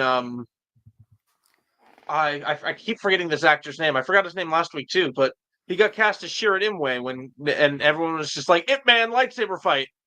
Mm-hmm. Yeah. This is another critique I have, and Travis has brought this up. I know we've mentioned this throughout the series, but this really became prevalent during this fight, actually. The consistent issue I've noticed in these shows is the lightsabers look like plastic cylinders. The color of the saber bleeding into the white way too much, so they look fake. Yeah, like in the white shot in the courtyard fight between him and Sol. White? Like the color of the saber, it just looks like it just looks like they're fighting a cylinder. Look, we all did this as Star Wars fans, right? Like any friends that you had, like you had lightsaber fights, right? You had like prop lightsabers and you fight with them, right? Yeah. And you choreograph fight scenes. That's how it looks. It doesn't look cinematic. It doesn't look like the same lightsaber effects you'd get in like the prequels or anything. It's a different lightsaber effect you get in the prequels. Like they're literally using. Yeah, it's a good one. They actually look like lightsabers. Are you talking about what they're using now? Because you're right, they kind of do. Like no, the now ones they in the don't. prequels Now they look just look like they're holding a fucking plastic tube and smacking them like a broadsword against each other. I gotta be outside of like one scene in Attack of the Clones. I'm not a huge fan of I'm not a huge fan of the look of the lightsabers. And in the one scene where I'm a fan of the look of the lightsabers, it is fucking atrocious. Like what they're actually doing with them. You're talking about Attack of the Clones. You're talking about Dooku fighting Anakin, and with the. What the fuck? Someone's got to clip that. Oh, I'm sure someone has. Yeah, it's just whatever the new props that they have for the lightsabers just don't work. They're clearly much heavier. Yeah, they just really don't work for me, and I kind of had that same. And they have this weird sort of. They have this bounce to them when they clash. Yes. That isn't really there in the with the carbon fiber sabers or and they're like aluminum really sabers, whatever they're using. Well, like I don't know if it's just the hilt or the actual blade. Well, that's as well because of the polycarbonate blade. Well, I did hear something like it needs to fit the electronics and the blade. Well, no, I've heard that Disney have done that now. Wide. I heard somewhere that Disney have done that now with the sabers on screen because it matches the build your own lightsaber at Disney World, like how the lightsabers actually look. That wouldn't surprise me if that's true. This is the first time I've seen like you can see the crystal in there, which is different. Yeah, no, we haven't seen that before, I guess. Well, have we? What about the bit where Anakin gets his lightsaber cut in half on the conveyor belt and he tries to ignite it? We kind of see. You see like you see blue and you see sparks. Okay. Here's a question for you. Tobias, wonder what happened to the Jedi youngling with no eyelids who gets told to close his eyes and meditate. I just hope he's able to keep himself upright, honestly. I hope he can keep his eyes hydrated. Like, you ever tried like just keeping your eyes open for a long period of time? That shit hurts. Oh, I can keep my eyes open for minutes at a time, actually. He says, blinking 2 times, 3 times. Honestly, do you want me to actually demonstrate? No, it's fine. I can go very low. All right, fine. But yeah, like the best meme I've seen was that shot, like close your eyes, and then it's just a zoomed in picture of eyelid. And you know how before the Dark Times, before the special editions of Return of the Jedi, when you could actually infer what Vader was thinking when he was watching his son get electrocuted to death before the sound effect was added over the top. No, I don't remember. But like you could almost see a face, you could almost see an emotion on that static mask, and that's what was so fucking perfect about that scene, and that's why Return of the Jedi has my favorite ending. But in that meme picture, where it was the Jedi instructor was saying "close your eyes," and it was just the zoomed in picture of static alien head, you could read so much into that. Just like, are you fucking kidding me right now? Brinsley says Andor is peak. Yeah, in terms of upcoming Star Wars content, and I really hope Disney don't fuck with it. I really hope they don't. Andor season 2 is the only thing that I'm looking forward to. But in an alternative future, if I could have them just like wipe out all of the Disney continuity completely, but to do that, you've also got to lump Andor in there as well. I'd do it. I would lump Andor in there as well, but I do think that Andor is the best written Star Fuck Wars everybody content who we've likes had. this stuff. Erase it from history. Erase it from the Jedi archives. Master, because someone erased it from the archive memory. Oh, then we start the member berries. You ready? You can't tell me that this isn't a quote because Chris, I've Chris, already forgotten. Yeah, I still haven't blinked. have you? Can someone confirm that? I haven't been watching actually. So we we need an impartial member to confirm this. Okay, here's the member berries, and you can't say this is a direct quote. I've already forgotten his name. Asian Palpatine. What's his name? Quigley, Quagmire, Asian Palpatine. Quite Continue. Qyburn. Oh no, that's Game of Thrones. Whatever his fucking name is. He Come says, "That's it. Come here, come here." Yeah. Come He here. tells he tells Osha regarding Sol. I think it's him. Strike him down, and your journey will be complete. Oh yeah. Okay. I was like, oh. Ah. It's like, are we still beholden to the OT? Like in everything we do? We just get some new shit. Can we stop with the member bearers? Can we stop putting You'll Be Dead Guy and Ponda Boo Boo in everything we make? Can we stop those moments, please? Thank you. And then I just have a note just saying, what did Osha want this whole season? As a protagonist, what was her goal? Well, her desire, her like wants have shifted as she like a lot of it. She was just kind of like thrown into the deep end. She didn't really want anything until she learned that May was like not just like alive, but like in her immediate vicinity. Mm-hmm. It like she didn't really seem to care about that until until that point. Yeah, it's just ridiculous.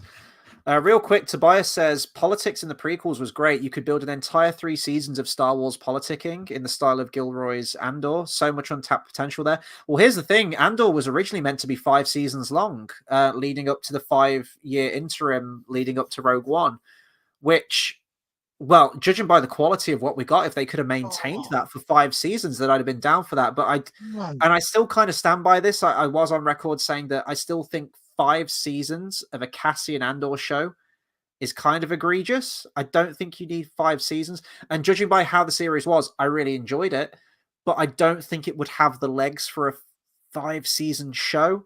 But the writing is phenomenal. I could have gone for 3 seasons, definitely. And I'm actually going to be really sad when it's over because my biggest concern with that series is it's going to be really rushed. It's going to be 5 years She's worth of stuff. probably going You're to going to have have K2SO at the start of the next season. Yeah, I feel like you need to. I know it's going to have time skips, but let's be charitable and say it gets 8 episodes. Mind you, wasn't that like 13 episodes? Andor? Or 12?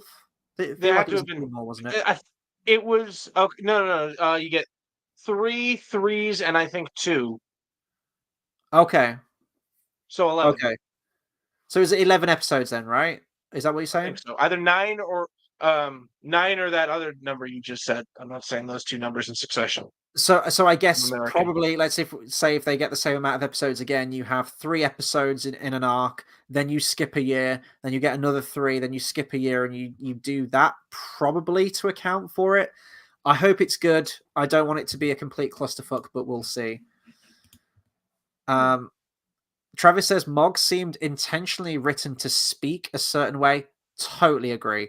Which is strange, as the Jedi believe in no attachments, attraction, or sexual desire. So a Jedi speaking that way felt off. He's just very effeminate. He is like the most effeminate. What is? Are y'all saying he sounds gay? Because I wasn't picking that up, and I got the best gaydar. Dude, are you serious? I saw a nerd. I've listen. I know gay guys, and I think I know gay guys. He may as well have been flossing himself with a rainbow flag, riding a unicorn. I didn't. Okay. Your gaydar is way off on that, dude. My God. He wasn't my type. He's like, Kimmy, woo! Like he is no holds Fine. barred, raging gay, which is fine. But I just, as a Jedi, like it's just doesn't strike me as Jedi material. That's all I'm saying. Now, I ain't saying you can't have a gay guy in like one of the clubs on Coruscant. Like you could do that.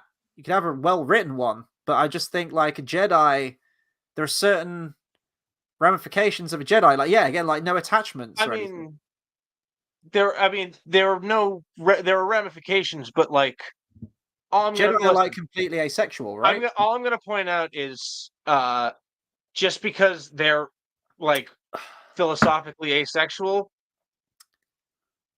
are you gonna try and tell me that Obi-Wan isn't a bit of a dandy? No, because Sabine. Hello there. Yeah, you can be bisexual and still be a dandy. He loves his Sabine. He loves him some Sabine. No, not Sabine. Satine, isn't it? It's the same name. Yes, They got it from it's Moulin very Rouge similar. because that's what Nicole Kidman's character's called in that film that Ewan McGregor's Sure. in. Is Ewan McGregor in that movie? That's cool. Yeah, he's the main guy, and Nicole I Kidman haven't is seen Satine. Moulin Rouge. Oh, it's a good film. I enjoy it. Oh, It's quite good. divisive, but I like it. But yeah, no, there are dandies that like women, right? You know this, right? Yes, I do know this. Yes, they're Obi-Wan called is one of them. Look at that. Look at that. courtesy of Watch Disney. the movie What We Do in the Shadows and tell me that what's his that Taika Waititi's character despite having deep romantic love for this woman in this movie, you gonna try and tell me that he's straight in that movie? I mean, I didn't get any dandy impressions from Obi-Wan. Oh, bullshit. Bullshit, man. God, it's going to be one of these episodes, isn't it? It's going to be one of these episodes, guys. Stick around. I'm feeling very fragile. Are you going to tell me that Obi-Wan did not strike your gaydar? Oh, dude, Mog didn't strike yours. What the fuck planet are you living on? I'm just saying. Venestra. All I'm saying is there's a certain deleted scene that you might be thinking that it might be. They're signaling to each other. And not that kind of signal. There are other signals that you can do. It's code. I mean, I don't know how it's Jedi code if you don't All have... I'm saying is, listen, I've been of the opinion that Obi-Wan is a little gay since like 2002 because my mom said when Qui-Gon got stabbed, you can tell that actor's gay. I'm like, that's resonated with me. What, because he sees his master gets killed and he yells no? Hey, take it up with my mom. But no, straight I up, will take it up with your mom. You can't deny he is a bit of a dandy. He's not a... What are you fucking talking about? He's such a dandy. He's such a fucking dandy. What are you talking about? Oh, but Mog isn't. Dandies. But Mog isn't. No, you don't know dandies because you can't tell Mog is the most like dandy. You can't tell dandies because Mog is like the most raging dandy ever. I see Mog as like he's too boring. I don't see a person. Oh, he takes it every way that you can think of. I need to look at this with some perspective because I'm clearly not the only person to see this. But all I see is just a limp-wristed because I don't see him like a queen. I see him like Richard Taylor. No, he is the queenest. He is more of a queen than fucking Amidala. He is. I'm just saying, I see him more akin to like Richard Taylor, limp-wristed cunt than I can't think of any like particularly queer people besides Obi-Wan. Kidding, he's not particularly queer, but he's a little effeminate. Fucking A, Jesus Christ.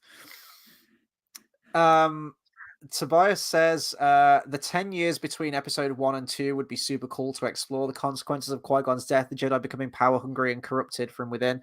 It would, but I don't trust Disney to do that anymore. No fucking way. Many moons ago, you would just say they're trying to paint the Jedi as evil. many moons ago, I did a stream that was like the top Star Wars shows that I'd like to see. Now I wouldn't like to see any because I know what the result would be. But if this was like in the hands of a Gilroy or anyone who was like a great Love to see writer, Andor. I um, wouldn't want to see any. I would want to see like yeah, in that 10-year gap, absolutely.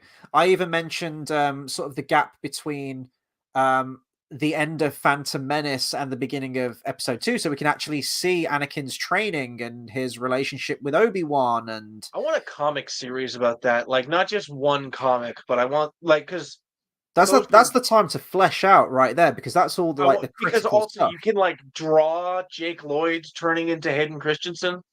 Mm-hmm. Yeah. It would be a fucking nightmare in, like, the between ones. Mm-hmm. Like, I would say he probably becomes Hayden Christensen when he's, like, 14. So you got, like, 5 years to transition. We're like, are you an angel, Padme? Oh, now I'm Hayden Christensen. Like, be like I've heard the deep space pilots talk about them. They're the most beautiful creatures in the universe. You can't force choke a butterfly. Its neck's too small. It's not oh like no, force now choking a you've got into snake. Clone Wars Anakin. That's Clone Wars Anakin right there. Oh, those a bit Clone Wars here. He's a little bit You're chipper. no Sith. Hello. You're no Sith. Yeah. Carl says, so Yoda consents Anakin killing the Tusken Raiders. Yeah, that's a good point. And Jedi being killed in Order 66, but can't sense the death of some of the Jedi in this series. Yeah, like 5 of them get killed. I think the Yoda Anakin killing the Tuskens kind of got relayed by Qui-Gon a little. Anakin, Anakin, different actor. Yeah, that's not Qui-Gon doing that, is it? No, well, it I is, always but wondered who that was saying no. That's not Qui-Gon. no, it is Qui. It's meant to be Qui-Gon, Is but it? they just couldn't get Liam Neeson. Oh yeah, because that would be from like Anakin drop. It was probably that Yeah. Anakin, wasn't it? Uh, Huh? I yeah, never really. exactly. That is exactly. Yeah, that I would take no. By the way, from Clash of the Titans. In a weird, fucked up way. That no, I thought it was from one of the Tusken Raiders being killed, No, but they don't speak basic, do they? I don't think. At least not ones that we've seen. Um. I mean, here's the thing: are they a different species? Mhm. Because then you get Darth Krayt. Yeah. Oh, here's one for you. Carl Roberts says, I like Star Wars Theory as he is faithful to George Lucas, but he can come across a bit too butthurt at times. See, here's the thing. What was one of his fan fictions? It was like, oh, let's get Darth the Jedi Sith Force ghosts of Darth Maul, or the recently cloned and resurrected Darth Maul. Cloned Maul and General Grievous Yeah. to But fight here's the Kylo thing. Ren. Maybe he is faithful to George Lucas because George Lucas's He sequel probably would have trilogy done ideas, he wanted to bring Maul back. Here's the thing, though. I don't I don't really care if it's faithful to George Lucas because I don't trust George Lucas most of the time. That's true. I mean, I'd rather have him on board as at least as a story consultant, but yeah. Maybe for like Jar Jar Binks, a Star Wars story directed by Oh, Edgar Wright. dude, I'd watch the shit out of that if that was a thing. Yeah, Totally. no, that was literally like back when they were first announced. I was like, I want Edgar Wright to make a Jar Jar Binks movie because I immediately thought of that scene from Spaced where Simon Pegg is yelling at the kid for buying a Jar Jar Binks action figure, and I'm like, I need this. And Ungar Plutz prosthetics and CGI, so we could bring Simon Pegg back. It's true. Oh my god, I want a Star Wars Cornetto movie. Make it happen. My next note, back to the episode. Osha's evil now. Yeah, Like, just complete 180. Feels very out of character. Well, I say out of character. I don't even know what her fucking character is at this point. And then she bleeds her lightsaber crystal right there and then. I know that that's a thing. Yeah. But can Looks Jedi cool. can Jedi just So change their lightsaber color at will? okay, so I would point out she wasn't really. I don't think she was intentionally changing the color of the crystal. Just But letting we the see hate something. flow through her. But she was basically doing a thing that happens in the new Jedi game, which I haven't played yet, but I've been looking at cutscenes for an edit. So why didn't Luke's lightsaber kind of start changing red when he was Oh, about to dude, kill no, no, Vader? oh no! I have a better response to that. No. I've got a better example than that. Um, yeah, the bleeding crystal makes me more okay with an edit in Cat's Prime Cut's edit of episode 2, because the close up and when Anakin cuts the Tusken, there's like Hmm. a frame where the clash has caused blue to be like most of the frame. Right. That's red. He is actively bleeding his crystal as he's doing like bad things. Yeah, but then it goes back to blue. So this is what I mean. This is what I mean. Like, No, could like it flashes back and forth in that one. Like it's mostly green, but then or it's mostly blue, but then like he cuts a Geonosian and for like 2 frames it's red. I have a note here. I don't like that the blue stopped at the tip as it became red. I before if it was more like blood in like a cloud of blood in water. yeah, you don't want just the tip.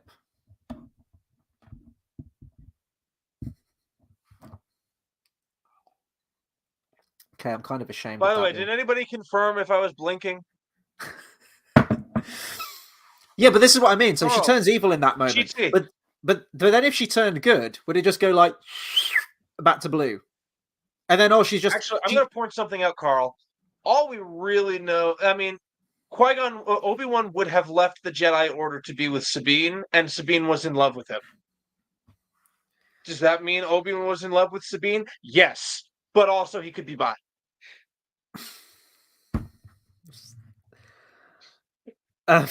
Speaking of They kissed. speaking of He's possible bi, so but most fancy. certainly incredibly gay Star Wars characters, we have I can't even say it. Limp wristed fucking soy Mog. boy Mog. Thank you. Forgot his name there for a second. Who says, "Basil, you're alive. What a relief." I was like, "Is it a relief? I've wanted this cunt dead since he was introduced." I want to see that. I missed that. God damn it. Yeah, it's this was the bit. So Venestra shows up. Wait, was this after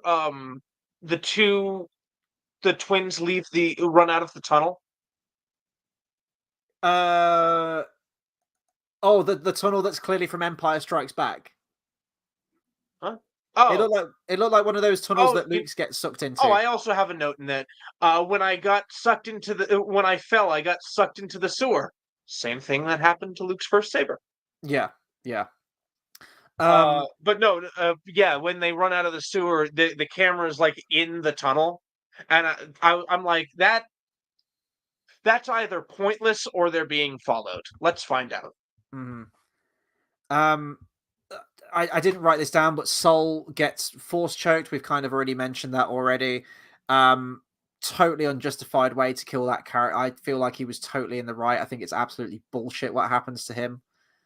And then yeah, so like Usher's evil now. Okay, she has like a complete 180, changes her lightsaber, and then yeah, Venestra shows up with the other Jedi.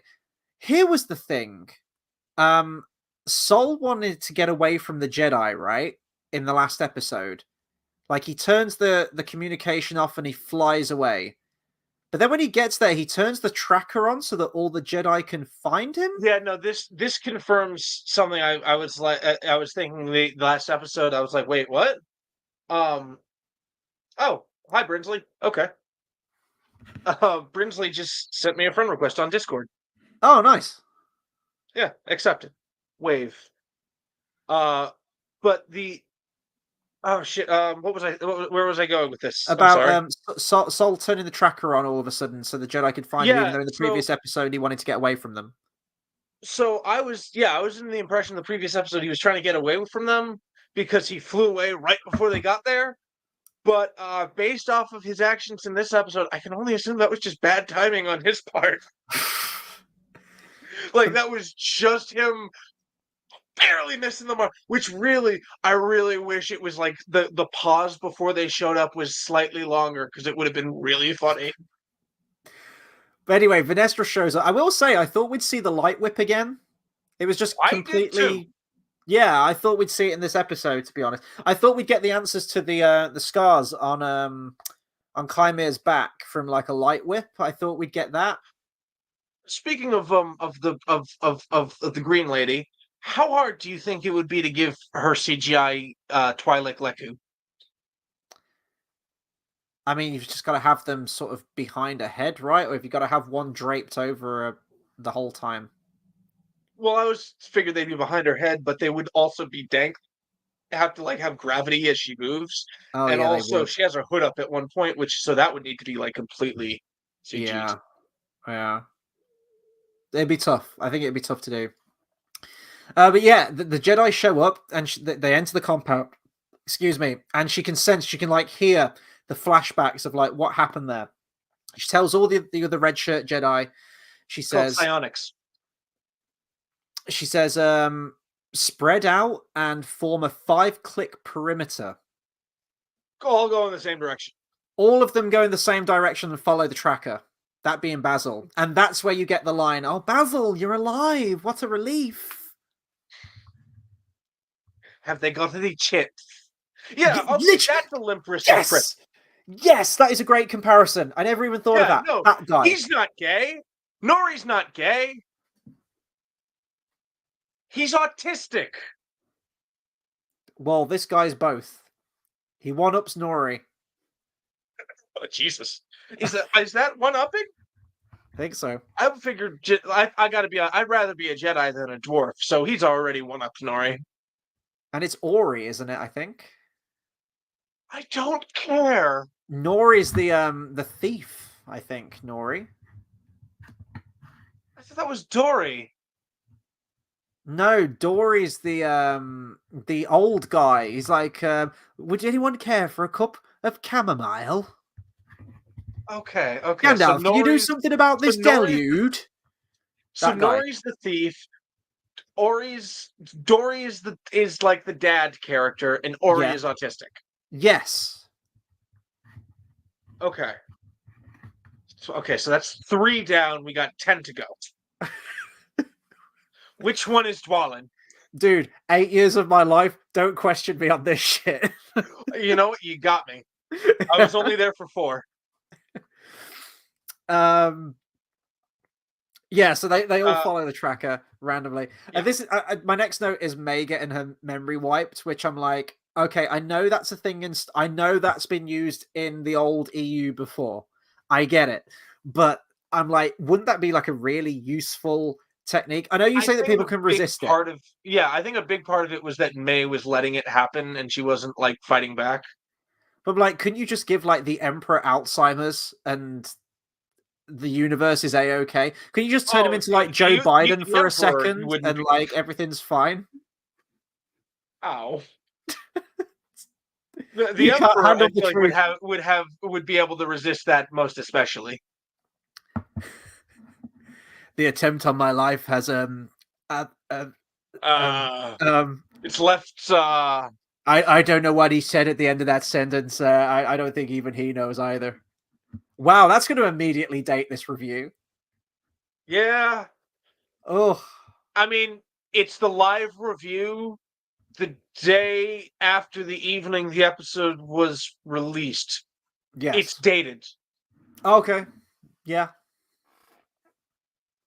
Like, so, it's very specifically dated. It's live. It says live, right? That way. Right there. Uh-huh. Wow, almost 2 hours. Well, it is the finale. It is the finale. It is what it is. Yeah, no, I've told my roommate just eat dinner. May gets her memory wiped, and she just seems like strangely okay with this happening. Both of them just seem really okay with this happening. I could stand to forget some shit. Yeah, yeah. This series, Disney's acquisition, please, since No, 2015. like just real trauma. Oh, Yeah, I took it there. Oh, also my ex and fiance. I'm the one on the whiskey. I'm just gonna let that hang for a second. So, we're at the memory wipe part. So I have a note here. This is the fate of prequels. There's a moment where you get to see a bow start to be tied and put people just right where they belong for the next thing. Where it's just like, okay, Osha, you come with me. May, you stay behind and be the scapegoat. I will erase your memories. Let's make sure everything is neatly tied up so we can get where we need to go. It's, we see it in Rogue One. You see it in Revenge of the Sith. Revenge of the Sith. Red Dragon. At the very end was Oh, there's Clarice. there's an agent here to see you. Yeah, I didn't think she was serious. She's far too pretty. What's her name? yeah, yeah.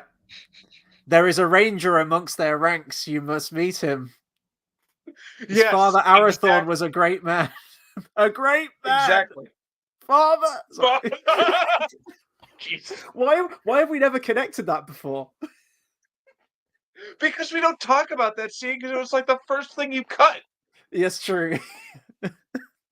We actually do talk about the burning of the West Fold and the children that lay dead there. But just from a fan editing perspective, because we talk about like edits and shit, isn't that the most satisfying thing? You load up a new project, you get the file in, and Get there's this that gone. there's that That one scene. There might be a few scenes, but there's that one scene in particular that's like, I'm going to take the cleaver to that scene first thing, so get it done. it's not about removing something for me. It's like there's always one edit that's like the first one, and Mm. like it was like that was the first idea I had, and it's usually the first thing I do.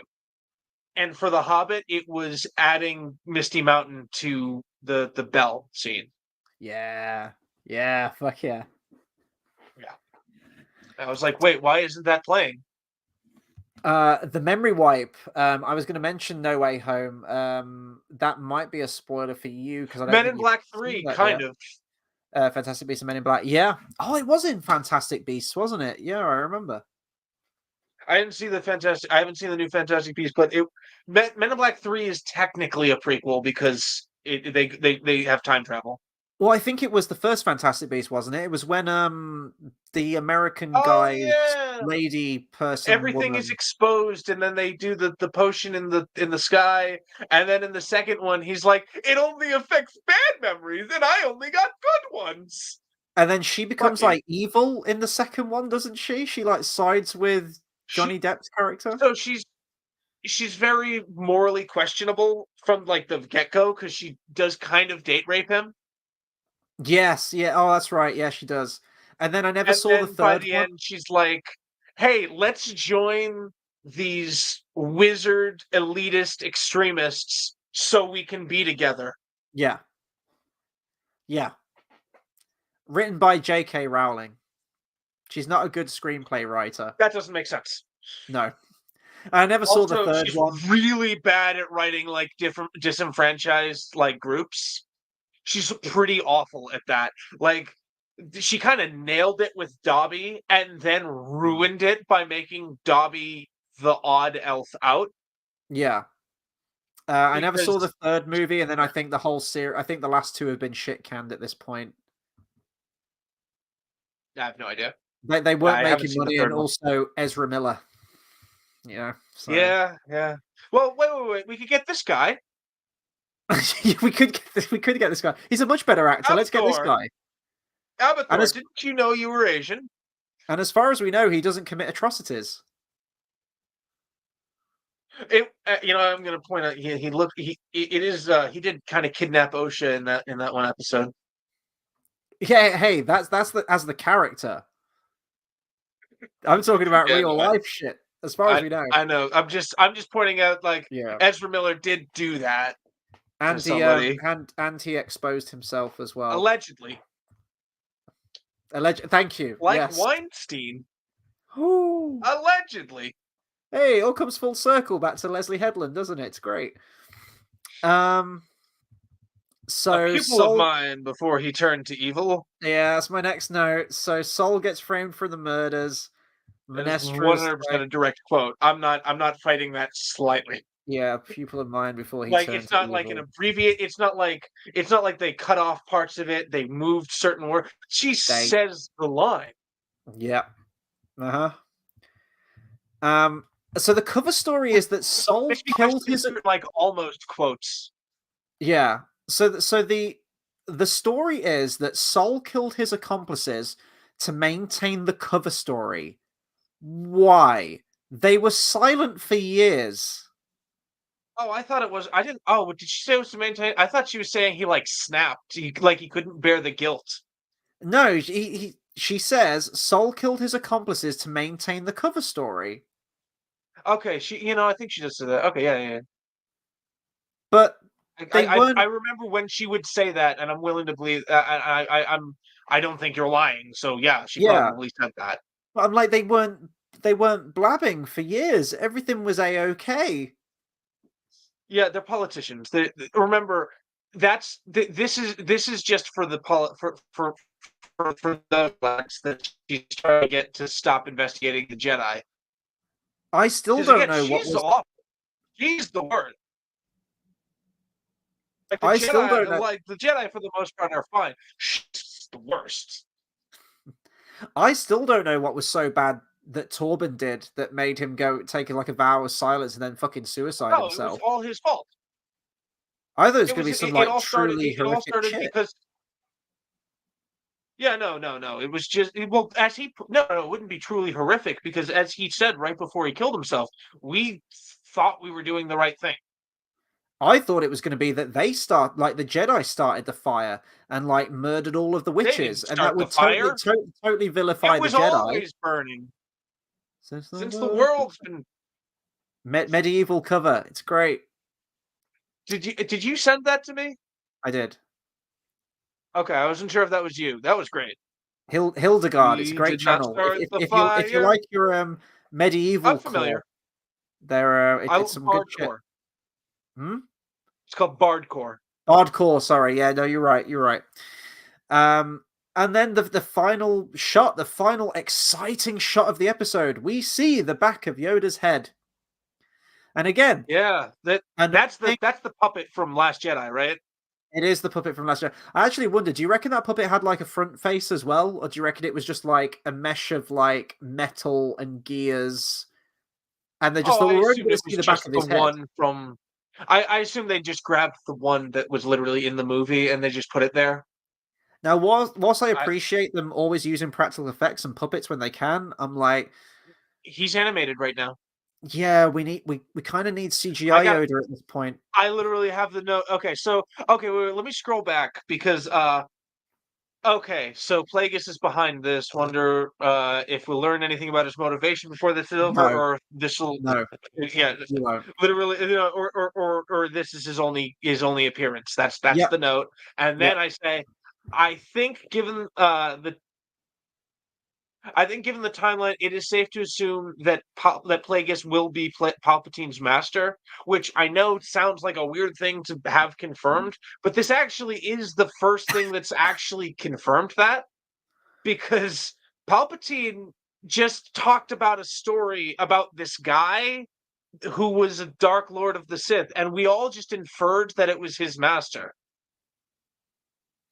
And then in some books, like there's a book where he is his master, and in canon, there's two books where an omniscient narrator says that Plagueis was Palpatine's master.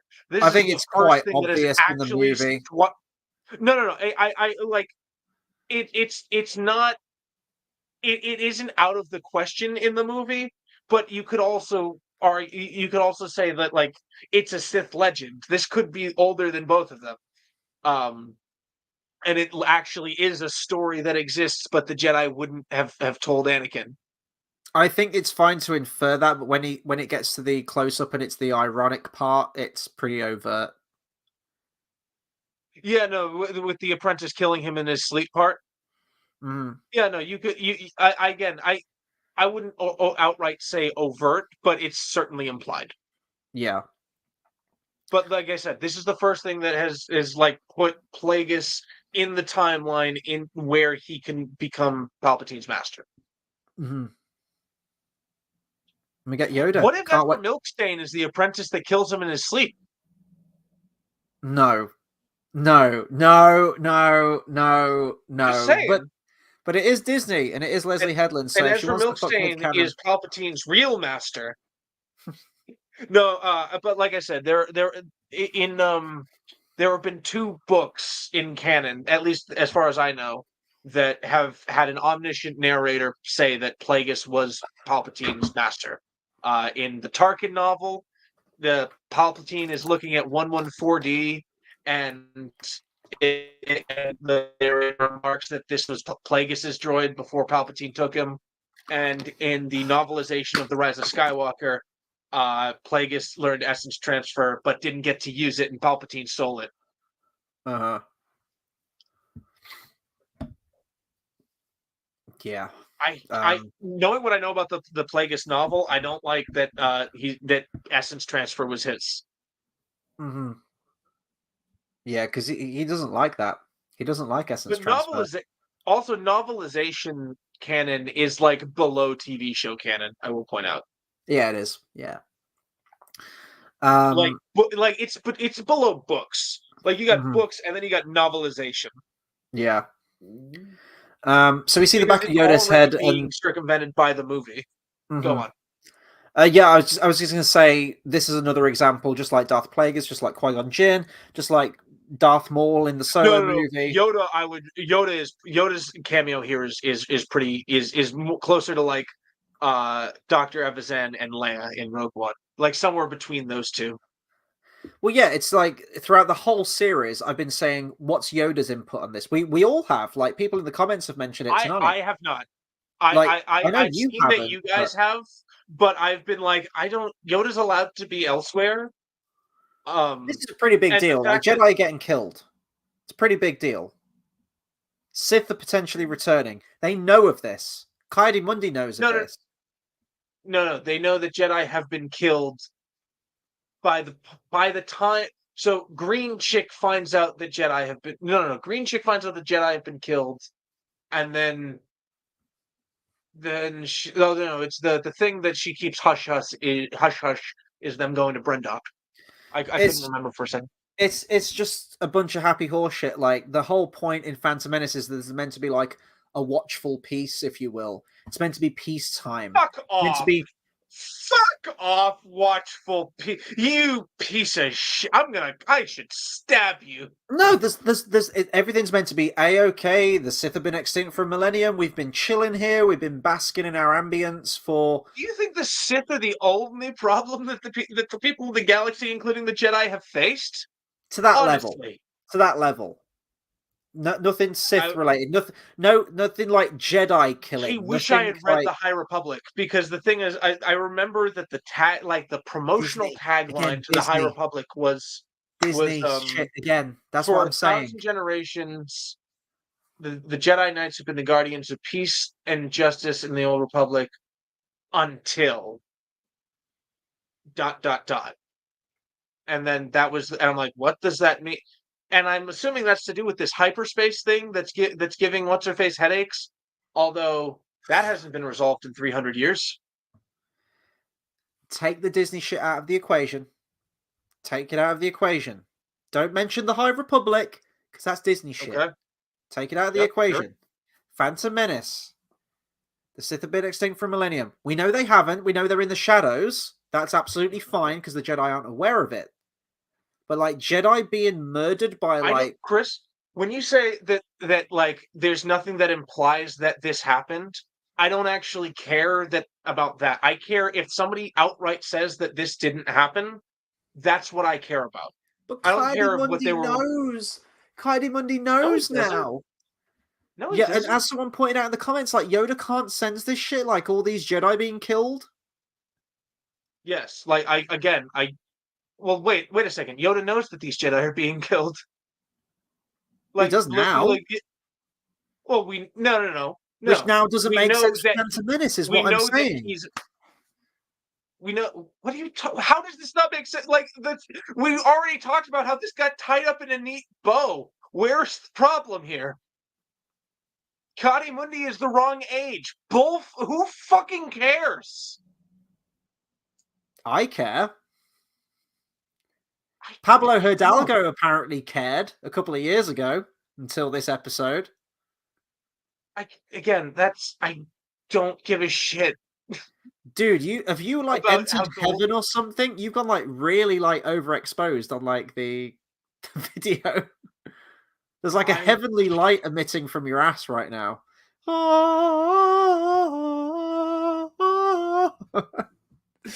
What is going on? The Anyway, power the, of one, the power of oh two, god, the power of many. nicely done. I mean, we've had a lot of comments. I'm gonna blitz through these real quick. I just want to say like a big thank you to everyone that has kept the comments going and getting a conversation going. I'm sorry I can't get And to be sure to all of stick them. around because before any of you got here, Chris decided to announce something. I did. There is going to be an Literally, like announcement. I was like, "You're like, there's one person there," and I held up my phone. I'm like, "That's me." Yes, there's an announcement coming soon because I mean, I hope you've all enjoyed the Star Wars reviews every single week. It's been good to chat with you guys, If and you haven't, what the fuck are you doing here? yeah, like even though this isn't very good Star Wars content, I mean, I would say it's awful Star Wars content, but you were quoted saying this is above average Star Wars content, Yeah, so I've been yours, meaning to ask you about that. Do you know what an average is? yeah, this Do you is know like how you way, find an way, average? way fucking below average, but you No, know, Chris, do you know how you actually find an average? What an average is? average is like 5 out of 10 if you're gonna go numerical. No, that is not what an average is. An average is the accumulation of all of your data divided by the amount of data you have. Okay, and you'd say this is above average. The, there are, yes, I You'd would say Star definitely say Wars: that. The Acolyte is above average Star Wars. Yes, Wow. Okay. Okay, Chris, that's fine. That's fine. You're Chris, entitled to that opinion. Chris. Let me ask you something. You've seen the Star Wars movies, right? Right. I have. Okay. You've seen about 20 hours of Star Wars. Okay. There are hundreds of hours to to create your average. Okay. Take the books out of it. I'm not talking about the books. I'm talking about I'm talking about the 200 hours of TV shows. There are Yeah. 10 This is times one of more. this is one of the worst Star Wars TV shows there are. No, there's some pretty bad Clone Wars. Like honestly, Clone Wars has hit some high heights that people like seem to hype up the whole show over, but that's like 5 episodes a season, maybe on a good season. Yeah, I agree. I agree with you. I fucking hate the Clone Wars. Now I like Yeah, the like but 2D Clone Jogan Wars. fruit. You ever watch Jogan fruit? You ever watch anything with Jogan fruit in it, Chris? If I have. there's Jogan fruit in it, you know that it's going to be bad Star Wars. I don't know why, but if there's Jogan fruit, it sucks. Like there's an episode where R2 and 3PO are sent out and they have to go get Jogan fruit for Padme's cake, and they get sidetracked at a droid spa where Cad Bane captures them and gives them memory wipes so he can get information to break into the palace and do a thing. And it's all to get the Jogan fruit. Like this whole that episode, like we could have skipped that because it just had Cad Bane get the information any other way, but we had to follow these droids get the fruit in Rebels. Ezra and the big guy, the Lothal, the Lothat, the purple guy who's the concept art of Chewbacca, Losad. He and Ezra are like they're not getting along. So Hera is like, "Hey, you two go out. The ship's out of Jogan fruit, so go get us some Jogan fruit." And then Freddie Prince Jr. is like, "Hey, is there Jogan fruit on this planet?" And she's like, no, but I figured they'll be out long enough to start getting along. And then they go and now guess what? There's Jogan fruit. There's the Imperial Governor really wanted some Jogan fruit, and so there's Jogan fruit on Lothal. Book of Boba Fett. In the fucking chase with the slow ass mopeds, they hit a fruit stand. What is in the fruit stand? Jogan fruit. Jogan fruit, maybe. Fucking Jogan fruit. In the second book of the Aftermath trilogy, I love the Aftermath trilogy, but there's just this one section where Han is like, Leia, I'm home with groceries, and Leia's like, why did you get all this Jogan fruit? It's like, I was a great deal, and the doctor said the doctor said you need to eat Jogan fruit for the baby, and she's like, Han, I can't eat this much Jogan fruit. And she's like, sure you can. Run. I don't want to eat this much Jogan fruit. And then later they're asking him for a favor, and he's like, here, have some Jogan fruit. And I kind of overbought. In the third book, the New Republic isn't mobilizing to attack the Empire on Jakku.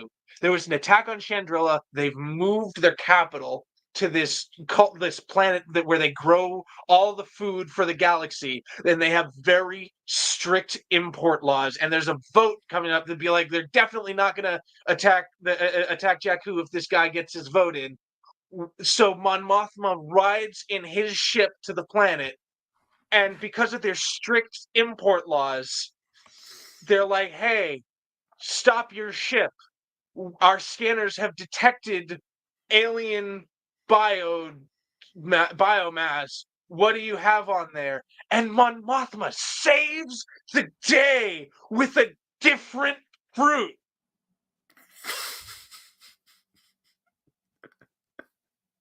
She gets the Empire. She destroys the Empire with a piece of fruit.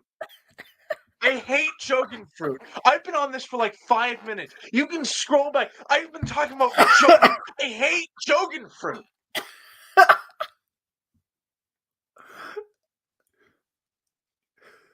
Do you feel better now?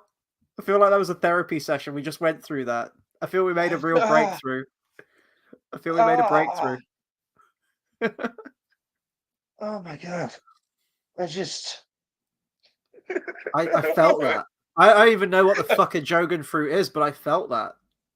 It's the fruit that they crash. You remember at the end of Book of Boba Fett when Black Santan he like tosses Boba Fett a fruit?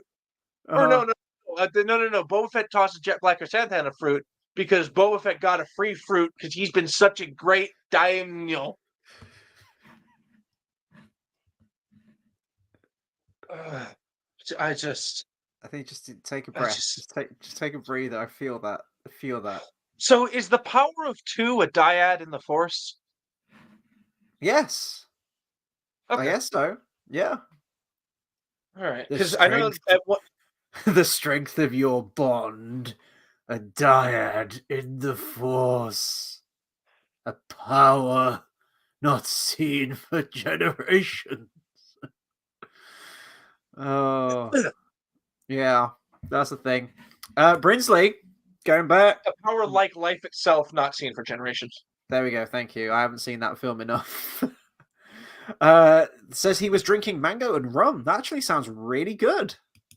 Probably a lot easier to drink than neat whiskey. Oh, buddy. I know. Listen, we're almost done. Oh, okay, bye. Carl says Disney's insistence on putting diversity character in front of everything is getting in the way of actual storytelling. We did this one. Obi-Wan was a classic example of this. Yeah, I totally agree. I concur. I think it was worth bringing it in. There we go.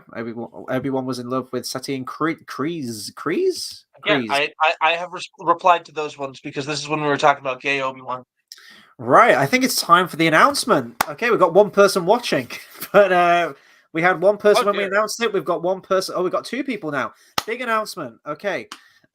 We've pretty much said everything we can on the Acolyte. I came down on it like thunder. I think it's awful, but the dead horse has been beaten. The horse is fucking decomposed. The horse doesn't even fucking exist anymore. It has materialized into the grass, and the antelope eat the grass, and we're all connected in the great circle of life at this point. It's done. So it didn't hurt me in any way. I've already been hurt by Star Wars, by Disney. So everything they make now, I'm like, this isn't canon. This is like a bad fan fiction. This is a bad fan fiction. Everything they bring out, every single thing. I'm like, Star Wars, you could argue is 3 movies. I will extend it to 6. And I'm like, that's it. I'm done. I'm good. That's it. That's my story. So it's fine. Like this show can be bad. This show can be awful. But I think what the negative effects of this are going to be is newcomers to Star Wars watching shit like this and going, this is really bad. And then just assuming that that's all of Star Wars and going, oh, I ain't going to watch those Star Wars movies because that show, oh yeah, it was that crap. If you're going to watch Star Wars for the first time, you're going to start on the Acolyte. Some people might be discovering Star Wars through this. That's a possibility. Then they wouldn't have discovered. Then somebody who wasn't watching Star Wars is either likes this or they're not watching Star Wars. So, your point? My point is, if someone watches this and goes, oh, well, that was shit, and they see the Star Wars name attached to anything, they're not going to go back and watch A New Hope. They're not going to watch the OT or the prequel or whatever it is, or any good Star Wars content. They'll associate it with this and just go, oh, that piece of shit thing about the twins and the... We're talking about somebody who has already not watched Star Wars. Like, yes. The number doesn't... You understand, like... Again, if this is how they've discovered Star Wars, it's a possibility, is what I'm saying. It's a possibility. No, I'm not saying that's an impossibility. I'm saying in one scenario, they never watched Star Wars, and in the other scenario, they watched this. Yeah, it's kind of poetic, really, isn't it? I suppose. So, I'm just saying that, you're not actually losing anything in the scenario you just described. You're losing potential future fans of this IP of the films. The thing is, if they're discovering Star Wars through this, yeah, and if this wasn't made, then they wouldn't discover Star Wars, and therefore it's a net neutral. No, because if this was great and if this was a really good TV show, someone might watch this and go, oh yeah, that's Star. No, I'm specifically talking about in the scenario that you described where they don't like it. Like I said, either they don't like it and they go back to what they were already doing, which is not watching Star Wars, or they watch more Star Wars. Yeah, and we hope the case is that they watch more Star Wars and they go back to some of the old stuff. I would hope. That's what I hope. My knee is so wet right now. Right, let's get this announcement done because we need to wrap this shit up. So, announcement time. 2.5 hours. Yeah, I know, but it's the finale, so it is what it is. Announcement time. So, for everyone watching, you keep saying this word. We've come to the end of the Acolyte, and we wanted to keep this Star Wars thing going a little bit.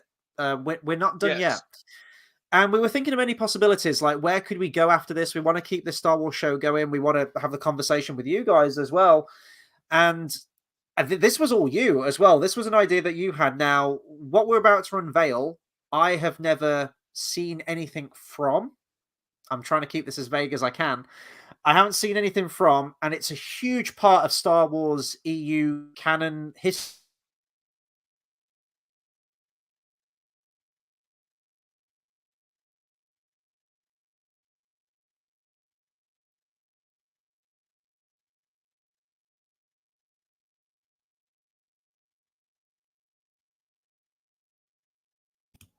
Whoa, are we good? There we go. I think I might have kicked my table just ever so slightly that I was out of range. I think it says my connection is really bad, so I hope, guys, if you... Oh, okay, I think we're good now. Okay, I think we're fine. Okay, I think my connection dropped as well too there. I don't know what happened. Okay, so I think my connection's okay then. Yeah, I think yours was fine. I think mine just randomly farted on its ass. Brizzy says we're back now. Excellent. Where? So, no. You just said farted on its ass. As opposed to what? Farted from where else? So this was actually an idea by you. You've put together a Well, trailer, yeah. and indeed you've put together a whole series of Okay. content. I Keep it let's vague. just Keep say it vague. yes, and I'll explain after. I'll explain more after. I'm gonna say So yes, but no, and now let's just play the thing. yeah, we're going to unveil what we're going to be reviewing. It's something that has been chopped up into sort of like a TV series format, which all you guys will be able to watch. I'll explain And after. I'm excited. So here we go. It's obvious to me that the Force has been working through you. There is no other explanation for your great success. They say the Force can do terrible things to a mind, can wipe away your memories and destroy your very identity.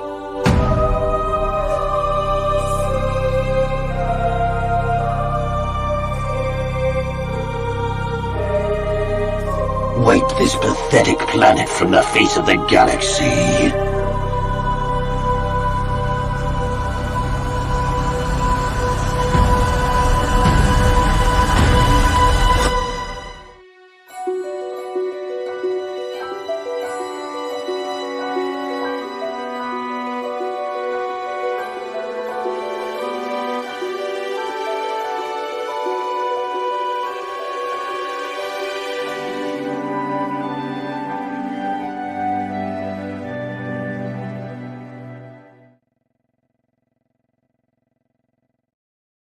There we have it. So that's the big announcement. I'm going to pass over to you because this was kind of your brainchild. So if you want to just explain a bit more about how this format's going to work.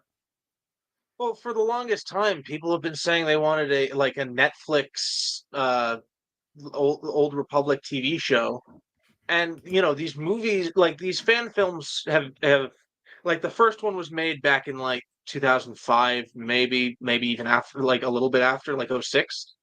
But they're, these fan films have uh done a good job at telling this story and making it available for people who don't want to play a turn-based uh Dungeons and Dragons 3rd edition clone Star Wars RPG from 2003. And so with with its animation style and certain with that visual style, it's almost like a Filoni product where it's stylized. And so I took these movies, which these ones are made by Darth Varkor, which are not the canonical ones. I will say there is a series that's more in the realm of canon, except the first one was made on an Xbox, and so was the second one with some PC work. And the thing about, they recently remade the first one with much better quality, but it's still like it's clearly limited by being a remake of something that was made with an Xbox. Whereas the show that what I've made the show using has been it was made on purpose. It was made with intention. The guy, like, first off, he started Farquhar started with the second game, sort of like A New Hope. Mm-hmm. So he already had a lot of work under his belt, like some very impressive work under his belt by the time he started the first game. And so beginning to end, it was like there were moments where I promise I will take you out after this. You can tell, like this is a person getting a mission in a video game, but also it feels like this is, especially in the context of a TV show, it just feels like a more episodic nature. Mm-hmm. Like you find out, oh, we need to find Bastila and rescue her from this place. Well, that feels like a video game objective, but when in one episode they find, like, that is like the focus. Like if a side quest is the focus of an episode, it doesn't feel like a side quest. It just feels like an episode. I guess is really is what I'm getting at. Yeah. But I mean, I'm happy with this. I think this has been my plan to get you to watch to because I've been suggesting you watch these movies for a few years now, and I knew that wasn't going to happen. Getting you to designate 2.5 hours, because that's how long the first one is, minus credit. If you take the credits out, it's less. But getting you to be able to actually like do this, because it's in you have no excuse now. I've made it digestible. yeah, exactly. And And I that think, was really my ultimate goal here. I wasn't even going to publish this, and then it like we you can actually see me in one of the streams be like we're talking about. Well, I wish we could keep this going. I have an idea. I'm not going to say anything this stream, but I have an idea. yeah, and that's a big thing for me is that This with my idea. free time, yeah, I don't get to play many games now with my free time, let alone a huge RPG, let alone having the means to play something like that. I mean, I'm a humble PlayStation 4 owner, and I I don't have the means I to do this. tried to play KOTOR on. It's on the Switch. If you have a Switch, I recommend it. Actually, it's a great I don't port. have a Switch. On the on PC, you have to install like fan made patches to get it to work. Yeah. And I'm not a PC gamer. I never have been. I've always been a console gamer. Oh, I've always been a lesser mortal, unfortunately. are- And I've always known that the Old Republic is massively highly regarded in the fan base. Some really good writing, great characters, and some good fleshed out lore to the series. And yeah, I only know sort of like very broad strokes of it, I guess. So when you approached me with the idea of keeping these streams going, of course I wanted to. I love these streams. It's always great chatting, even when we're debating Star Wars and not always agreeing. It's always fun to do. And you approached me with this idea of I'm going to take the Old Republic games and I'm going to condense it. I'm going to chop it down into edited like a TV series, which is precisely how you've put it together. And yeah, I think it's going to be a lot more digestible. I think it's going to be really fun talking about that, especially for you who already knows the games, people in the comments who know the games, and then me sort of approaching this as a complete newcomer. I'm really excited to see how this is going to be, how it's going to be digested really as a TV series, how that's going to be different from the actual playing experience to an actual visual experience. I think it's going to be very interesting. And even though it's not like the canon way of playing it, as long as it's all consistent within itself as a TV series, I think I'll be really appreciative of that. And yeah, so that's July the 28th. So how this is going to work? July. Do you want me to say Yeah, this yeah, part? you go for it. Yeah. So I'm basically on July the 28th. I'm going to start the it's like every episode that I already have done will get uploaded, but then it'll start to publish one Sunday at a time, and then the following Wednesday, Chris and I will do the review. It gives people time to watch it, and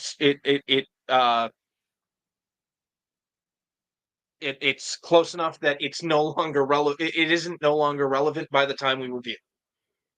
Exactly, and I mean, I really appreciate you for jumping on week to week on my channel for these reviews, and I thought this would be a cool way as well to sort of bridge both of our channels in that, you know, people. I encourage everyone to.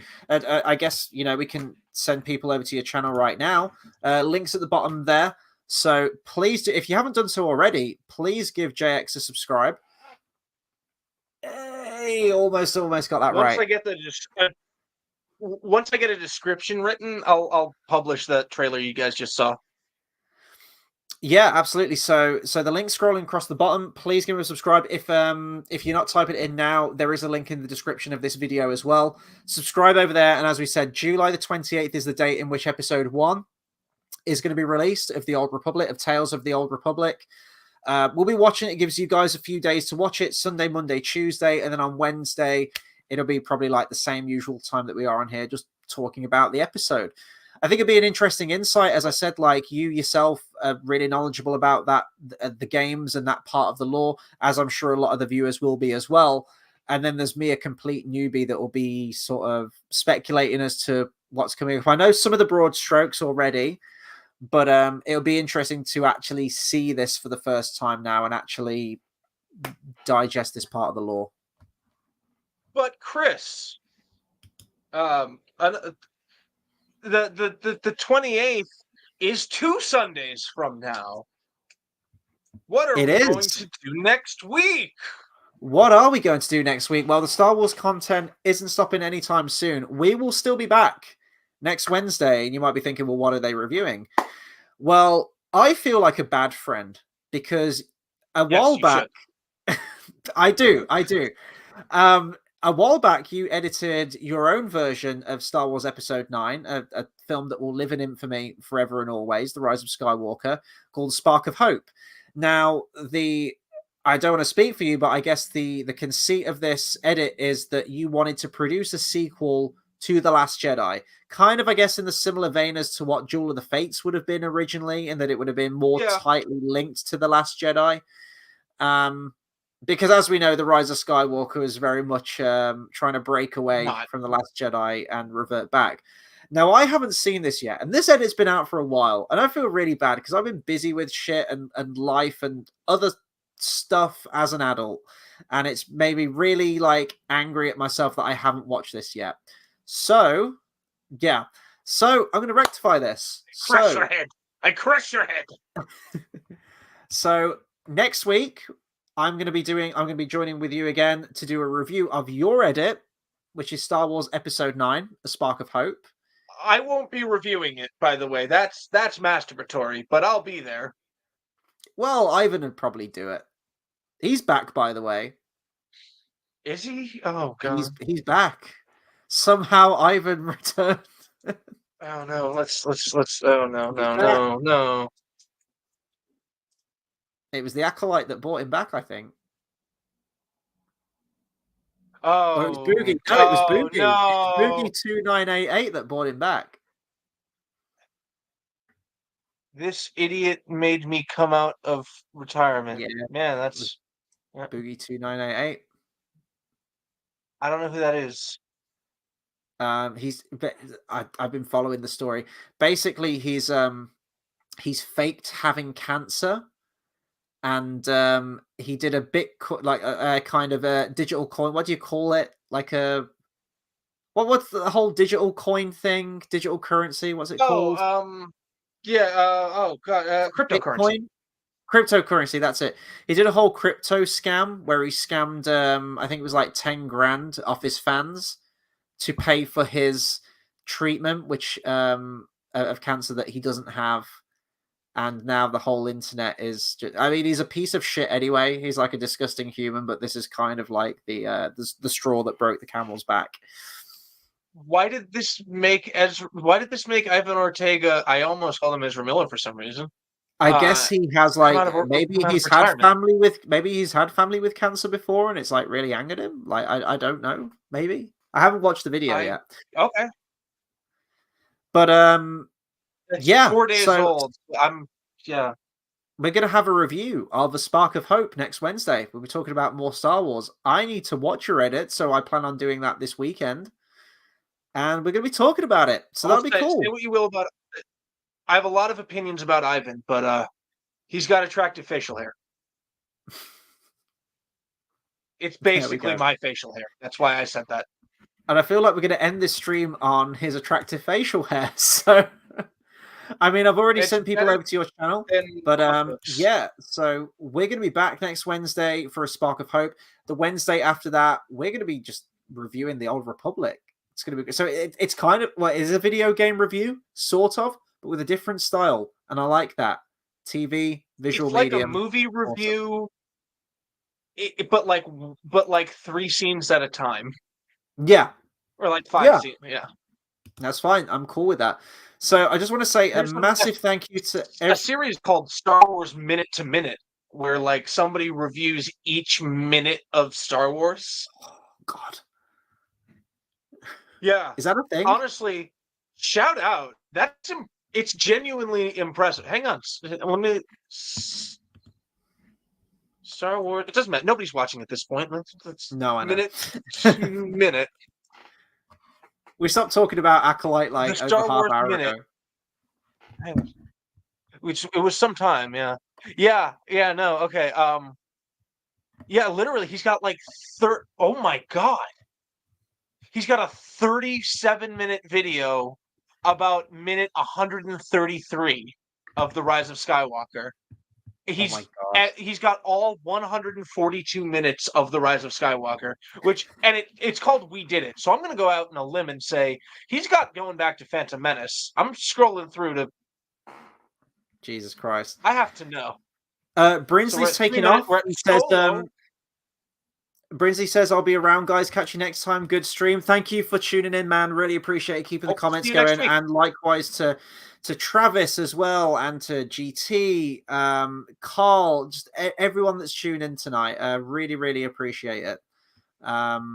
Yeah, good stream, fun stream. And thank Christ the Acolyte has finished, so I don't need to suffer through this. And yeah. This felt like work today. Honestly, I had the episode booted up and it was ready to go. I just almost couldn't bring myself to hit play. But here we are. I did it. We did it. We did it. We got through it. So big thank you to everyone. Thank you for tuning in. This has been a really long live stream. We'll catch you on the next one. On The Last Jedi. See you next week, guys. There aren't 10 movies.